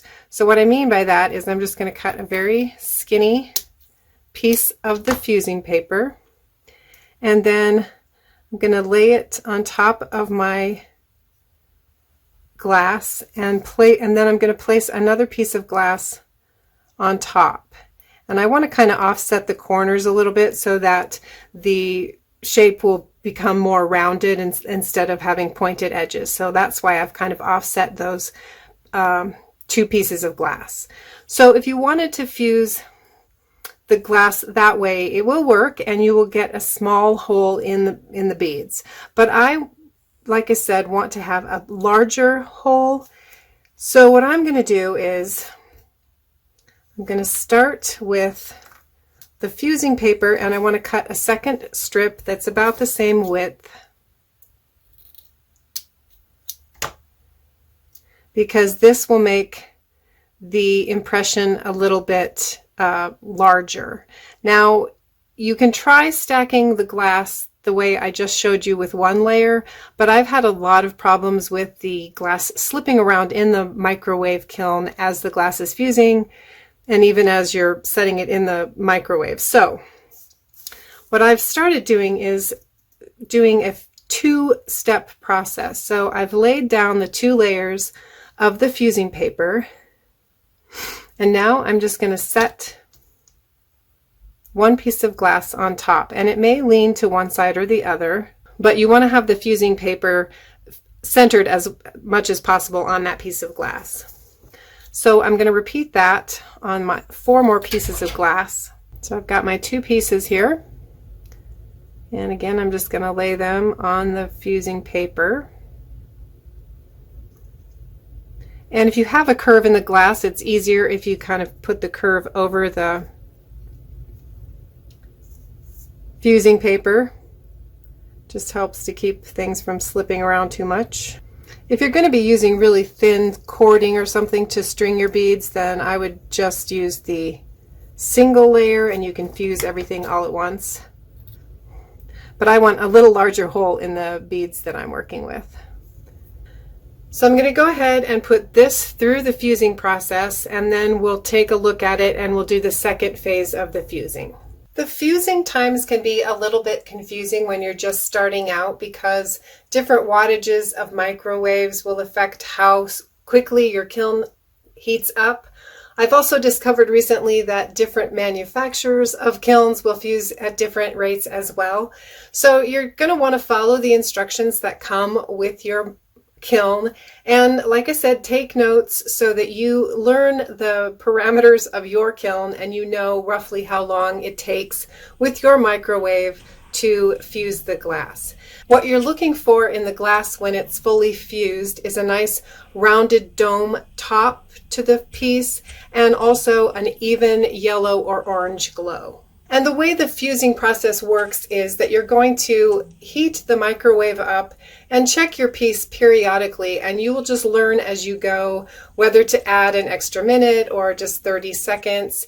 It's just kind of something that you learn the more you do it. While we're waiting for our green pieces to cool down, I thought I would show you what they should look like when they come out of the kiln in the first fusing step. So if I carefully lift them up, you should see that the glass piece is fused around my two pieces of fusing paper. And they're not going to be stuck in there, so you want to be a little careful. You don't want to knock them out. And the other thing you'll notice is that there's a little bit of kiln paper left on the glass itself. So what I want to do is I'm going to flip these pieces over, all of them, and I am trying not to damage my fusing paper too much, because you should be able to reuse this piece. Generally speaking, the fusing paper is used one time and then disposed of, but since I don't want to disturb my pieces too much here, I'm just going to turn them over on the existing fusing paper. The other thing you might see is that if you didn't get your piece centered very well, like I did on this one, I'm going to want to compensate for that with my other piece of glass. So first I'm going to turn them all over gently and make sure that I keep the fusing paper in place that's making that little channel. And if you do damage your base piece of fusing paper, you will want to replace it, but as long as it's between the kiln and the glass, you should have your kiln protected. So before I put any more glass on here, I want to clean off the fusing paper that's stuck to the bottom of the glass here. And to do that, I'm just going to take a Q-tip with a little bit of water on it and brush off as much of that fusing paper as I can. So I've got my Q-tip with just a little bit of water on the tip here, and I'm just going to move away that fusing paper that was stuck to the glass. You don't want to saturate any of your fusing paper, so just use a tiny bit of water. And your glass pieces will have a little bit of a frosted look on the back of them anyway, so if you don't get every single bit of the fusing paper off, you probably won't notice it anyway. But sometimes you have a lot more stuck to your pieces than others, so this is just a tip for getting that cleaned off so that you don't have it fused in the middle of your glass. So next I'm going to take 4 more pieces of my little squares, and I'm just going to lay them on top. And again, I want to kind of offset the corners so that I'm going to encourage my pieces to fuse in a more round shape.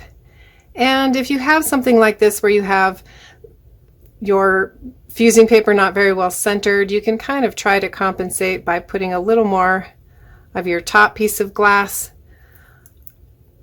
on the other side of the fusing paper. But as I mentioned, these are sort of rudimentary shapes once they're done, so I don't worry too much about trying to get them too perfect.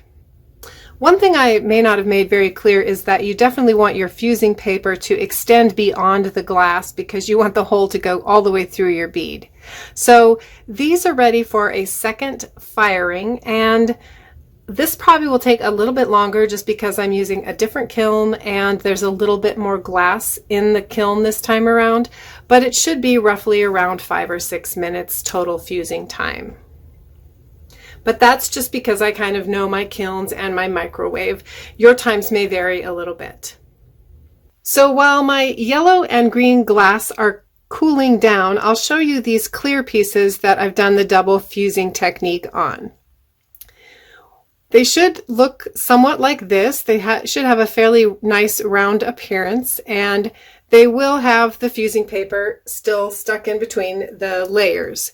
So you can remove the paper a couple of different ways.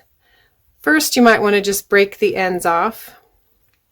And I usually just rinse them down so that I can clean off the backs as well. And then I have a piece of wire, and as I mentioned, I'm using the 20 gauge wire, which is why I wanted these larger holes. And so to get the fusing paper out of the channel here, I'm just going to use my wire to kind of push it through and clear out that space. And if you want to, you can do this under some running water. However you want to kind of just clear out that channel so that you can string your beads on. For some folks, this fusing paper can be kind of a skin irritant, and so you want to be sure to wash your hands after you handle the fusing paper. And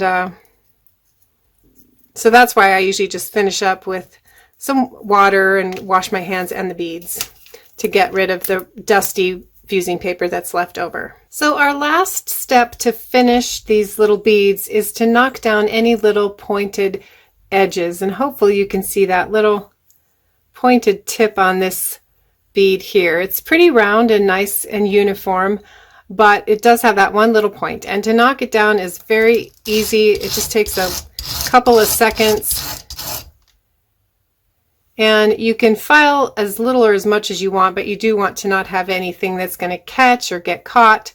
So just check each bead, and if you need to, you can file down or sand down any little pointed spots. So I went ahead and finished the yellow beads and the green beads, and you can see that they are a little bit wonky in some spots. They're just sort of a more organic shape than perfect shapes. And I've kind of filed these down. I might file them down a little bit more, but they're not sharp, but they do have sort of some little weird angles on them. And the next thing I want to do is, I have some other beads over here that I might integrate into the project, but I'm going to go ahead and string them into a bracelet. I've already made a couple of other bracelets, and I need about 8 beads to make a 7 or 7.5 inch bracelet. So I'm going to make this next bracelet out of my green beads, and I just have some clear beads, and then I'm going to use these little yellow spacer beads. And as I mentioned, I like to use the 20 gauge wire because it's just a little heavier, and you could string the wire straight through the beads, but then you'd end up with a very, very stiff bracelet. And so what I like to do is string a few beads on the wire and then hook those bead stacks together so that I get a more drapey bracelet. So I'm going to start with my 20 gauge wire. I just have a short piece of the wire, and I'm going to make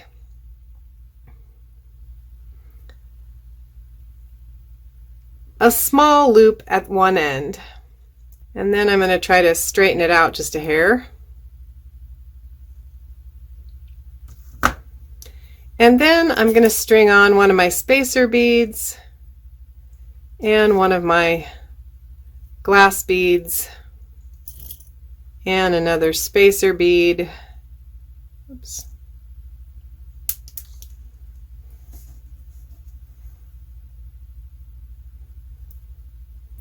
And then I'm going to consider that one bead stack. And first I want to bend the wire so I kind of secure those beads in place. Then I'm going to trim my wire to about 1/2 inch and roll that wire back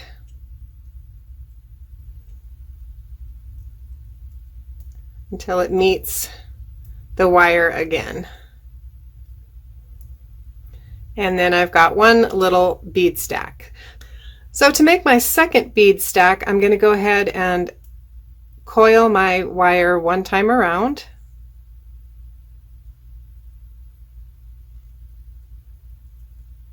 Straighten it out a hair. Make sure I've got my loop closed.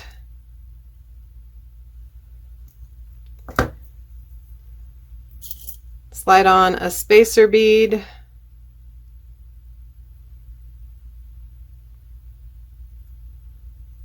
And another glass bead.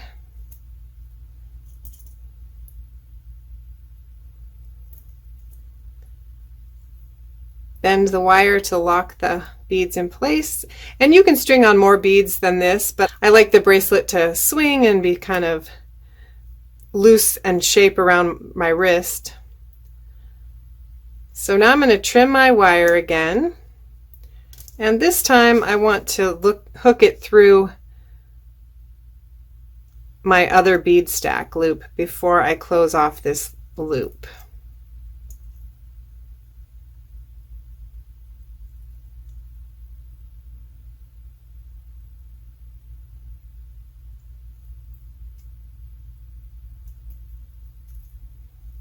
So you can see I've got a lot of nice drape and swing to this so far, and I'm just going to carry on until I attach all the beads together.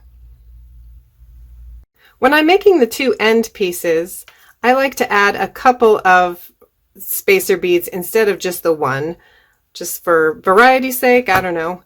And sometimes you need a little extra length. So when I'm attaching these last two beads, I'm going to put two spacer beads and then my glass bead and one more spacer bead. And then again, I'm just going to bend the wire to hold the beads on, hopefully. Sometimes they do like to slide off. And then I want to trim my wire about 1/2 inch long.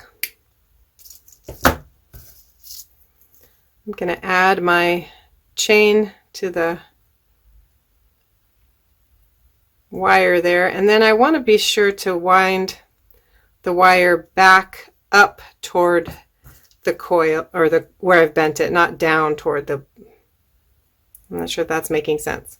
I don't want to roll the wire down, I want to roll it up toward my bend, catching the chain that I just hooked on and tucking my wire under my spacer bead. And if you need to, you can go back and sort of tighten up your connections, and you'll get better at kind of determining how much wire you need to leave on each end of the wire when you're working with it. Sometimes you can cut off a little too much or not enough. And I'm still learning. Mine aren't perfect either, but I have gotten a little better as I've been going along. So I'm just going to use a couple of jump rings to attach my hook for my bracelet, and that'll be finished. I apologize, I did not mention these two needle nose pliers in the tools that you need, but whenever you're working with jump rings, it's very handy to have 2 pairs of needle nose pliers. So I'm just going to grip them on one side of the slit and twist them apart just to open up that split a little bit. I'm going to twist, not pull. And I'm just going to add one jump ring to the end of my bracelet and then just do the opposite twist to close that jump ring back up. And then I'll use the same procedure on the second jump ring, but I want to add my jewelry hook to this ring as well. So I'll just slide my jump ring through and add the jewelry clasp.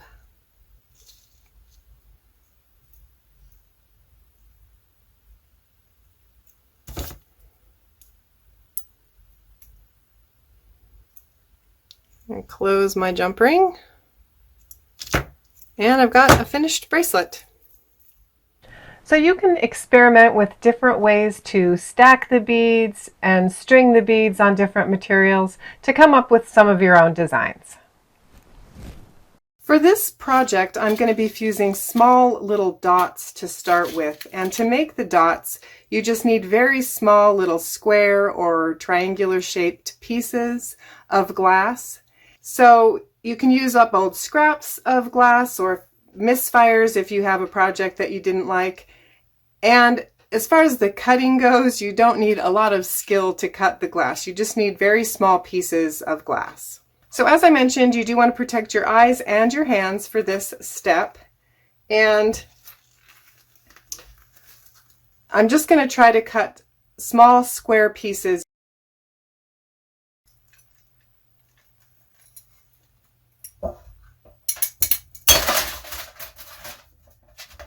So I just break my glass pieces down to fairly small pieces, and then I use my wheeled cutters to cut nice small pieces of square shaped glass. These are about 1/8 of an inch by 1/8 of an inch.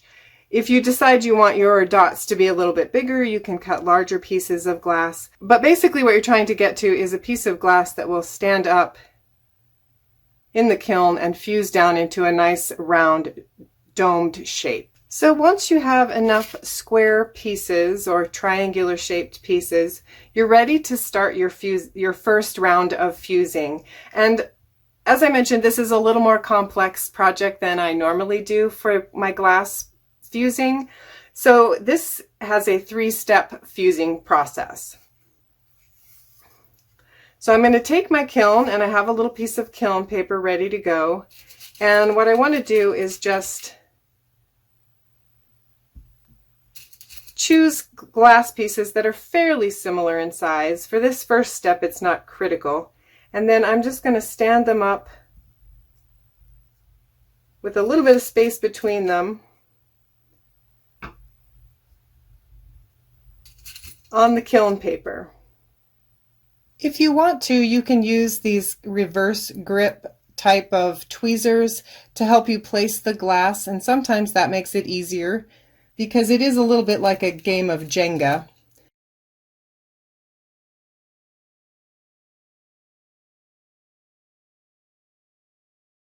So once you have all of your pieces placed on the kiln base, you're ready to start the fusing process. And I generally put the base in, make sure that none of my pieces have shifted, and then I'll go ahead and put the top on the kiln. Now this is where you just need to know your kiln. For example, one of my kilns takes about 4 minutes just to heat up in the first place.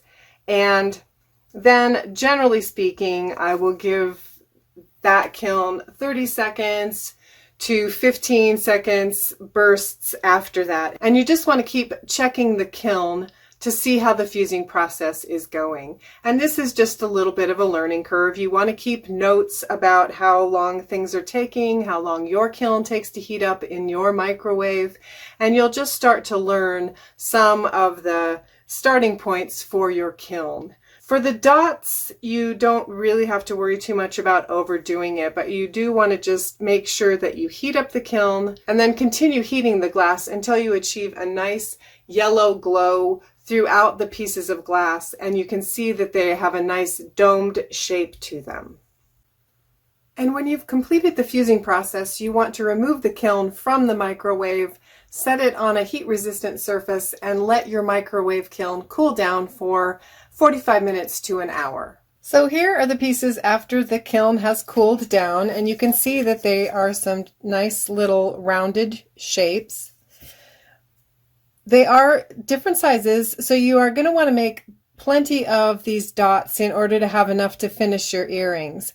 And the other thing is that while they don't really stick too much to the fusing paper, you will notice maybe that there is a little bit of paper sticking to the back of the dots. So you will want to rinse the paper off the back before this next step. So you can see I have a lot of dots fused here, and for this next step I'm going to switch to my yellow color and I'm going to start making the flower shape. So I need 5 little dots for each flower shape. So I'm going to need 10 total, and I want them to be pretty close to the same size. They don't have to be exact, but I do want them to be fairly close in size. And I'm just going to set them together in sort of a circular shape. The one thing about this step is that you want to be sure that you have all of the edges closed off so you don't end up with any gaps once you do the fusing process. So you just want to make sure that all of your dots are touching each other before you put them in the kiln. And the other thing is that for this step, we want to just kind of loosely tack the pieces together. And that, again, just takes really knowing your microwave kiln so that you know when to stop the heating process. And it may take a little bit of practice to get to the right amount of fusing. So there is a little bit of trial and error with this step. So what you're looking for in the kiln when the glass is fusing is just a little bit of adhesion between the dots. It's a little hard to explain, but you definitely want the dots to start combining together, but you definitely don't want them to start losing their domed shape. So here is an example of some that I took way too far. You can see that they've kind of almost merged together. The hole is almost gone. There's just a tiny little hole in there. And so that's an example of taking the fusing too far. These yellow pieces are just about perfect. You can see that they are holding together, but you can still see the little domed shapes, and you can see that on the back the pieces have fused together as well. These next two pieces are acceptable amounts of fusing for this middle step because you can see that the pieces are holding together. Now, if I tried to, I'm sure I could very easily snap these apart. But this is a good amount of fusing for step number 2 because we are going to do one more additional fusing step. And this is a similar example, but you'll notice that 2 of the pieces did not fuse together at all. This is probably still an acceptable amount of fusing because, again, we are going to be putting them back in the kiln and fusing these an additional time. So assuming that you have a nice couple of flower shapes that are soft tacked together, you're ready for the final fusing step. And for this step, we're just going to add the little centerpiece. So I'm going to go back to my stash of little fused dots, and I'm going to try to find a couple of blue dots for the centers of my flowers. And I just want to place them right on top of my existing shape. And you do want to try to keep the domed portion up. You don't want them to go in sideways, just because for this fusing step, again, you want to be very careful not to over fuse the pieces.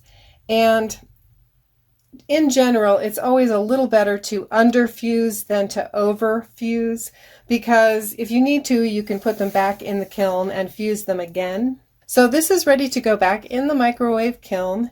And again, you want to keep a very close eye on it to make sure that the pieces are holding their shape, but that they are also kind of connecting and attaching to each other. So here is an example of some finished flowers. You can see that they are still holding their shape, and you can see all of the dots, but there's also a nice bond between all of the pieces. So these are fused almost perfectly, I would say. Now the one good thing is that we are going to be using E6000 glue. So if you have one or two spots that have a very weak bond, you can use a little bit of glue on the back to help secure the pieces together if you need to. So you can make your earrings with just one set of flowers. I'm going to be making mine in a double flower with a sort of more of a dangle and a drop shape to them. And we're ready to go ahead and start assembling the wire pieces to attach to our flowers. These are the 3 jewelry bail shapes that we're going to be making. So this is the top bail with a coil and a loop at the top. The center bail that is made up of a coil and a little hook closure at the bottom. And the bottom bail that is a flat coil and then a flat loop on the top. To make this top bail, I need a piece of wire that's 2.5 inches long. So I'm just going to measure that out.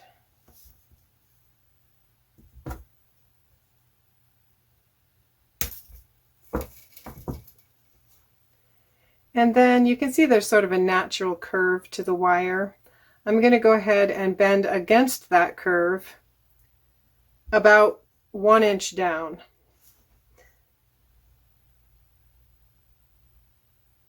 And I'm going to bend it to about 90 degrees. So then I'm going to take the long piece of wire and I'm going to coil that into a flat coil. So I want to use the very tip of my round-tipped jewelry pliers to make a center coil.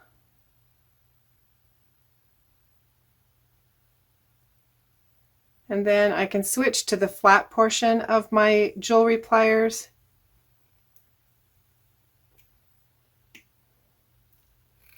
and continue rolling the coil until I get to the bend in my wire.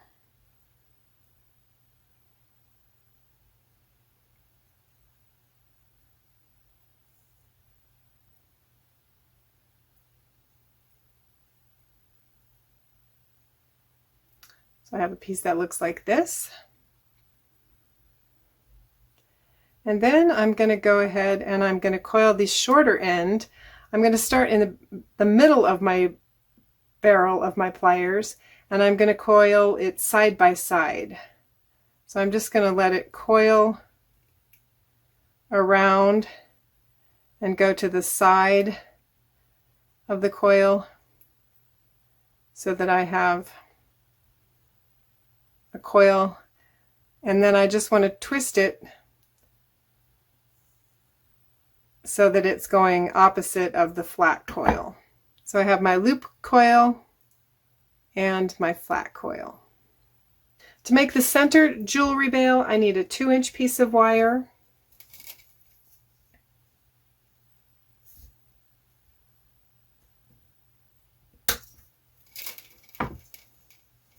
And again, I'm going to bend it, but I'm only going to bend about 3/8 or 1/4 of an inch. Again, to about 90 degrees. And then I'm going to make another flat coil, starting with the tip of my jewelry pliers and switching to the flat portion and coiling up the coil to the bend in the wire again. So my piece looks something like this. And then I just want to take this short end and I'm going to coil it up a little bit toward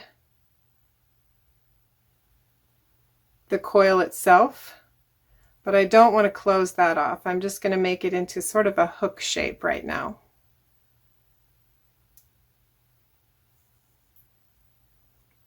So I've got my hook and my coil.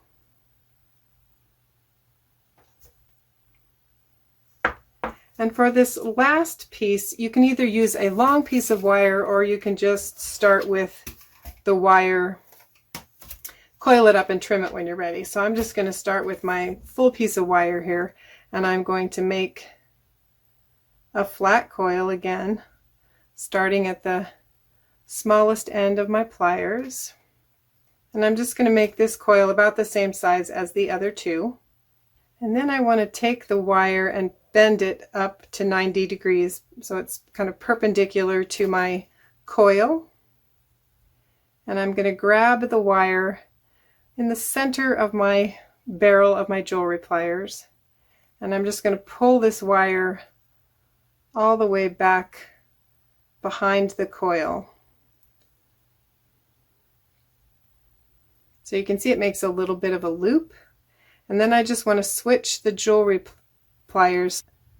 So I'm using the other barrel, and I'm going to pull the wire back out. And then I want to just finish the coil so that this goes down and I can trim it at the bottom. So I'm going to actually tighten up my loop here a little bit. And then using the flat portion of my jewelry pliers again, I'm going to coil the wire down to the bottom. And then I'll just use my cutting tool to trim that piece of wire off. And if you want to, you can try to tighten it up a little bit.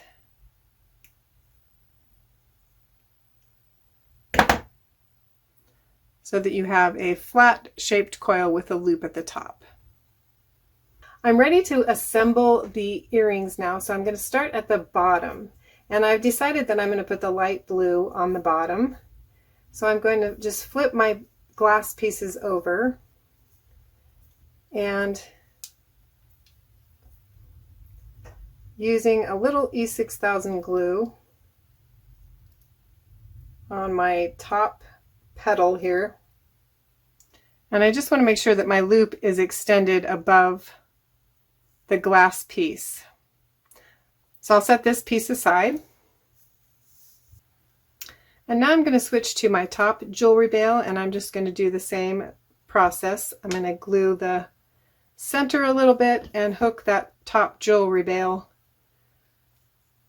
to the top petal.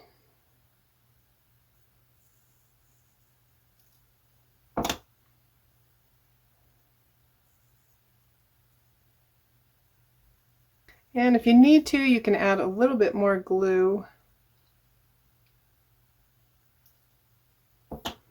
And I'm going to place my center jewelry bail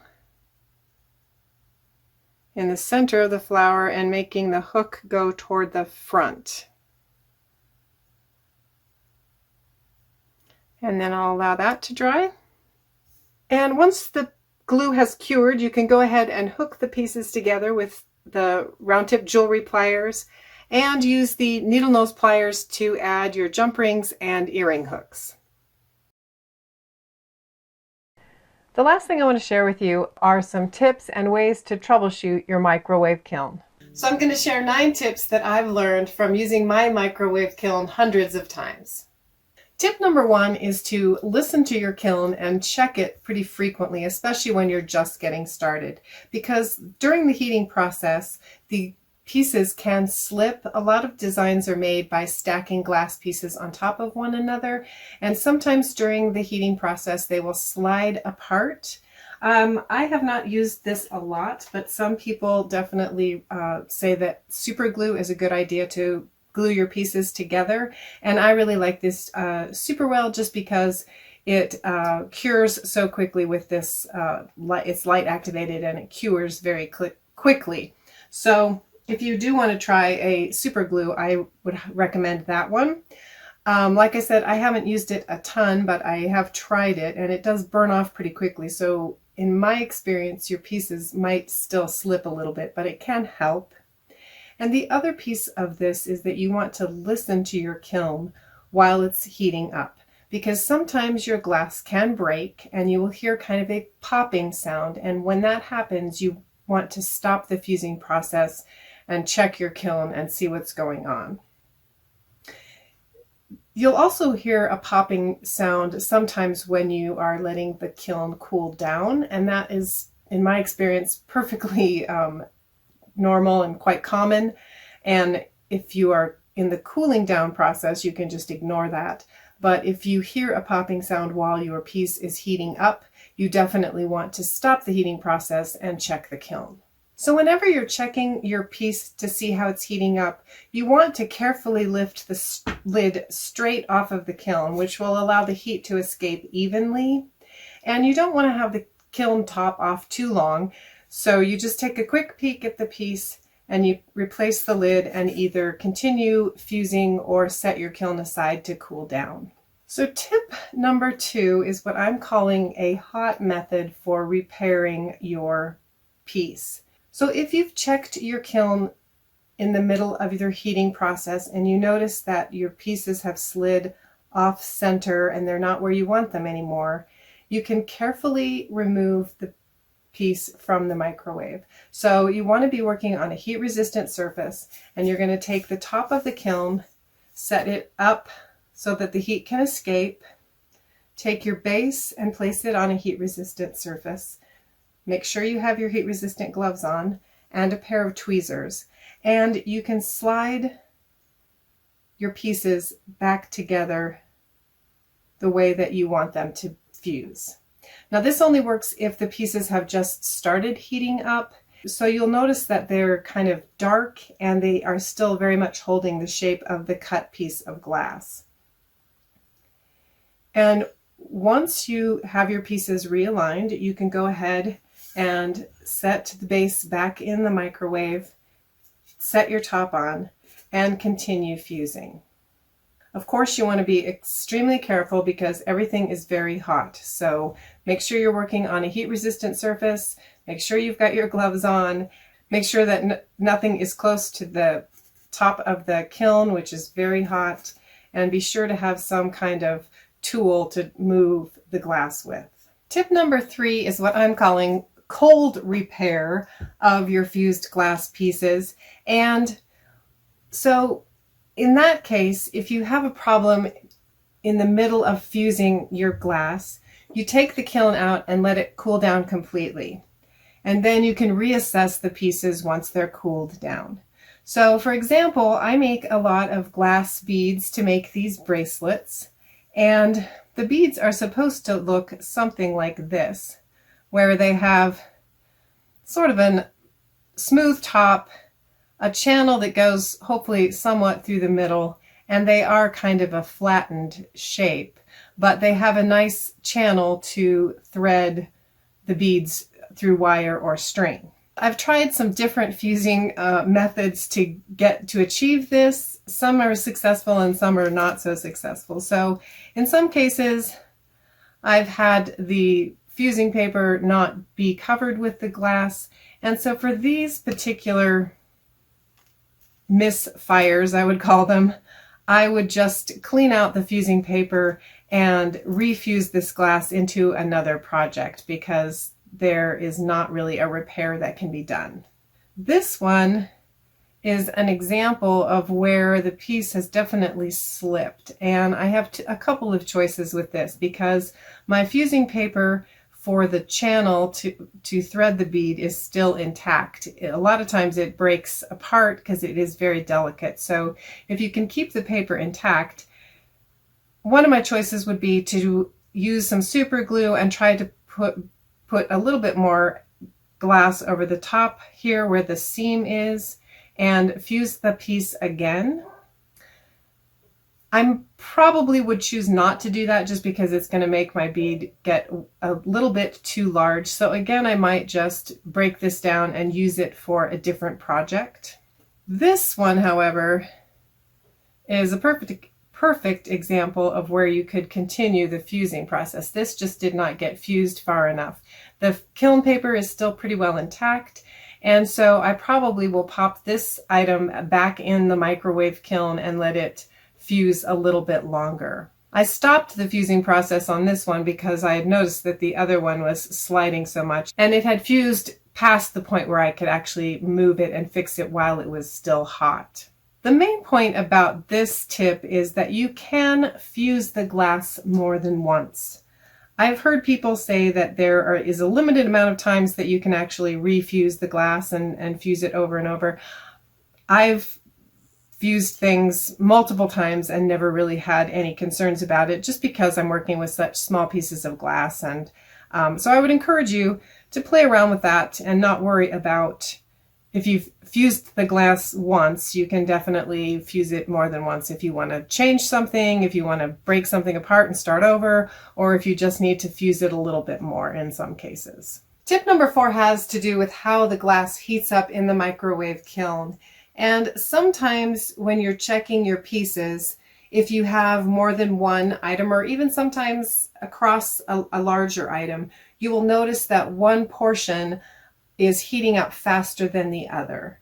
And you'll notice that part of your glass may be dark and part of it may be starting to get that nice red-orange glow. One way to avoid this is to try to make sure that all of your glass pieces have roughly the same weight. For example, you don't want to fuse a really small piece on one half of your kiln and a very large piece on the other half of your kiln. Now, you're not going to be exact on these things, and if your pieces are fusing slightly differently, most of the time that doesn't matter.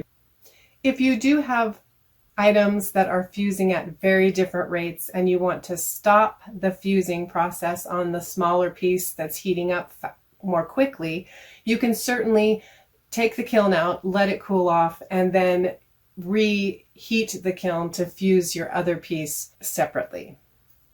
Tip number 5 has to do with how fast or slow you heat the glass. And in a microwave kiln, that is very tricky to control. But my point about that is that heating your microwave kiln for 3 minutes is very different than heating it for 1 minute plus 1 minute plus 1 minute. And so you do have a little bit of control as to how quickly your glass heats up. It's very unscientific, but you can attempt to fuse your glass a little bit slower by checking it more frequently. Sometimes in larger pieces, you can get little air bubbles, and I've gotten quite a few of them. Sometimes I work them into my design, and sometimes I just kind of let them be. But I have a very unproven theory that heating the glass more slowly helps to eliminate some of those air bubbles. And so I would just encourage you to kind of test out your own theories about that and to experiment a little bit with your own heating schedules. Tip number 6 is the kiln paper, and it comes in a variety of sizes and shapes. I think you can get it on rolls. These 2 different sizes came with the different kilns that I've purchased, and it just goes on the base of your kiln to protect the kiln base from the heating and melting glass. So I have a couple of related tips regarding the fusing paper. First of all, I recommend cutting the fusing paper into squares and not a round shape, just because I feel like it wastes a lot of the kiln paper. However, it doesn't protect the areas if your glass does slip, so it's certainly a personal choice, but my preference is just to quickly cut a square piece to protect my kiln base. The other thing is I always save my scraps, because there are ways to make impressions in glass, and you use small scraps in the making of the beads. So I just always make sure that I save the scraps of fusing paper. And the last tip is that, generally speaking, the kiln paper is single use, meaning you fuse, you take the glass off, and you throw the fusing paper away. However, it is possible to reuse the kiln paper at least 2 times. And often I do that when I'm adjusting pieces. If I haven't disturbed the kiln paper too much, I will reuse it. Sometimes I actually can take it out of the kiln and still reuse it. So this piece is a little bit deteriorated. You can see that it's broken, but I would consider this a piece of kiln paper that I could reuse. This other one is definitely more disintegrated, and I will just toss it. But if you are running low on kiln paper, or you just don't like wasting things, you probably can get at least a couple uses out of several of your kiln paper sheets. Tip number 7 has to do with the COE of glass. And if you've never heard that term, it can be a little intimidating, but it refers to the coefficient of expansion of glass. And different glasses have different coefficients of expansion. If you purchase glass, you will probably be able to determine the coefficient of expansion. And if you do a lot of glass fusing and you do bigger pieces, then I believe that the coefficient of expansion is a much more important thing to know. However, I have never known the coefficient of expansion of the glasses that I've used because I'm using recycled bottle glass. And I can only tell you that in my experience, I have been able to successfully mix the colors while fusing, and I've never really had any trouble with the pieces breaking. I'm assuming that's because I'm working with such small pieces of glass, but my tip is that if you don't know the coefficient of expansion of the glass that you're working with, you can still experiment with it and try to use it in your microwave kiln. Tip number 7 is that all microwave kilns are very similar, but not, I would say, exactly alike. I started with this Fuse Works kiln and I've used it hundreds of times, and it is one of the more expensive kilns if you purchase one, but it also comes with the heat-resistant gloves, a cutting tool, some glass, fusing paper, so you get the entire kit. And so you might find, if you're just starting out, that that is worth the investment. I recently purchased these other 2 kilns, and the main difference between the 2 small kilns is that the working surface is slightly different, not significantly, but this kiln does have a slightly smaller working space. It also takes a little bit longer to heat up, which is not really a concern, but it is just something that I noted when I was using these 2 kilns that are very similar in size. This kiln didn't come with any accessories and it was much cheaper, so it was one of the very cheapest kilns that I could find, and it does work just fine. I was also pretty excited about getting a bigger kiln, and the jury is still out on this one because I haven't used it a lot. I tried heating, making some beads in this, and I heated this for 15 minutes and I could not get it really hot enough. So I'm not sure if it's because I only have a 1,000-watt microwave. You might need to have a bigger microwave if you want to use the larger kilns. I will definitely try it again, but like I said, I'm not sure about this larger kiln. For the most part, the pieces that I work on are pretty small, and these smaller kilns work very well for that. And just to give you a point of reference, the Fuse Works kiln takes about 3 minutes to heat most projects, and then depending on how much glass is in the kiln, I will heat that for another minute or 2 minutes depending on how the fusing is going. This newer kiln takes 4 minutes to heat up, and then I usually end up heating another minute to 2 minutes again to finish the fusing. So my advice if you're looking for a kiln is that you can certainly get an inexpensive one, but you will need to invest in some of the other things that do come with the Fuse Works kiln if you buy the kit. Tip number 9 is just some of my thoughts on repairing your kiln. Now, as I mentioned, I do a lot of square cut fusing paper, and sometimes the glass pieces do slip during fusing. And if you don't catch them quick enough, they can fuse to the kiln base, which is what happened to my Fuse Works kiln a couple of weeks ago. So you can see that I have a piece of glass that came off the kiln, but it took part of the kiln base with it.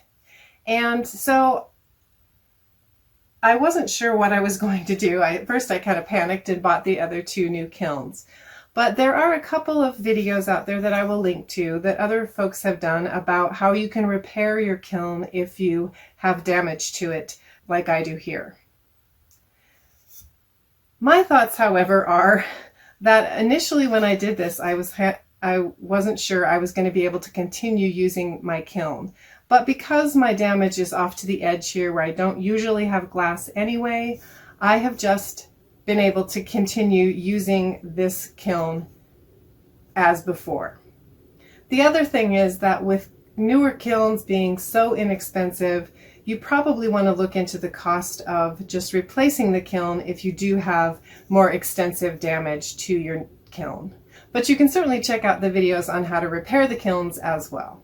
I hope you found some useful information in today's video. Please give it a thumbs up if you enjoyed this content. If you haven't already, I'd love to have you join my YouTube family by hitting that subscribe button. You can check the description box for a place to sign up to receive the Upcycled Design Lab newsletter. Thank you so much for watching. I hope to see you back here soon in the lab for my next experiment.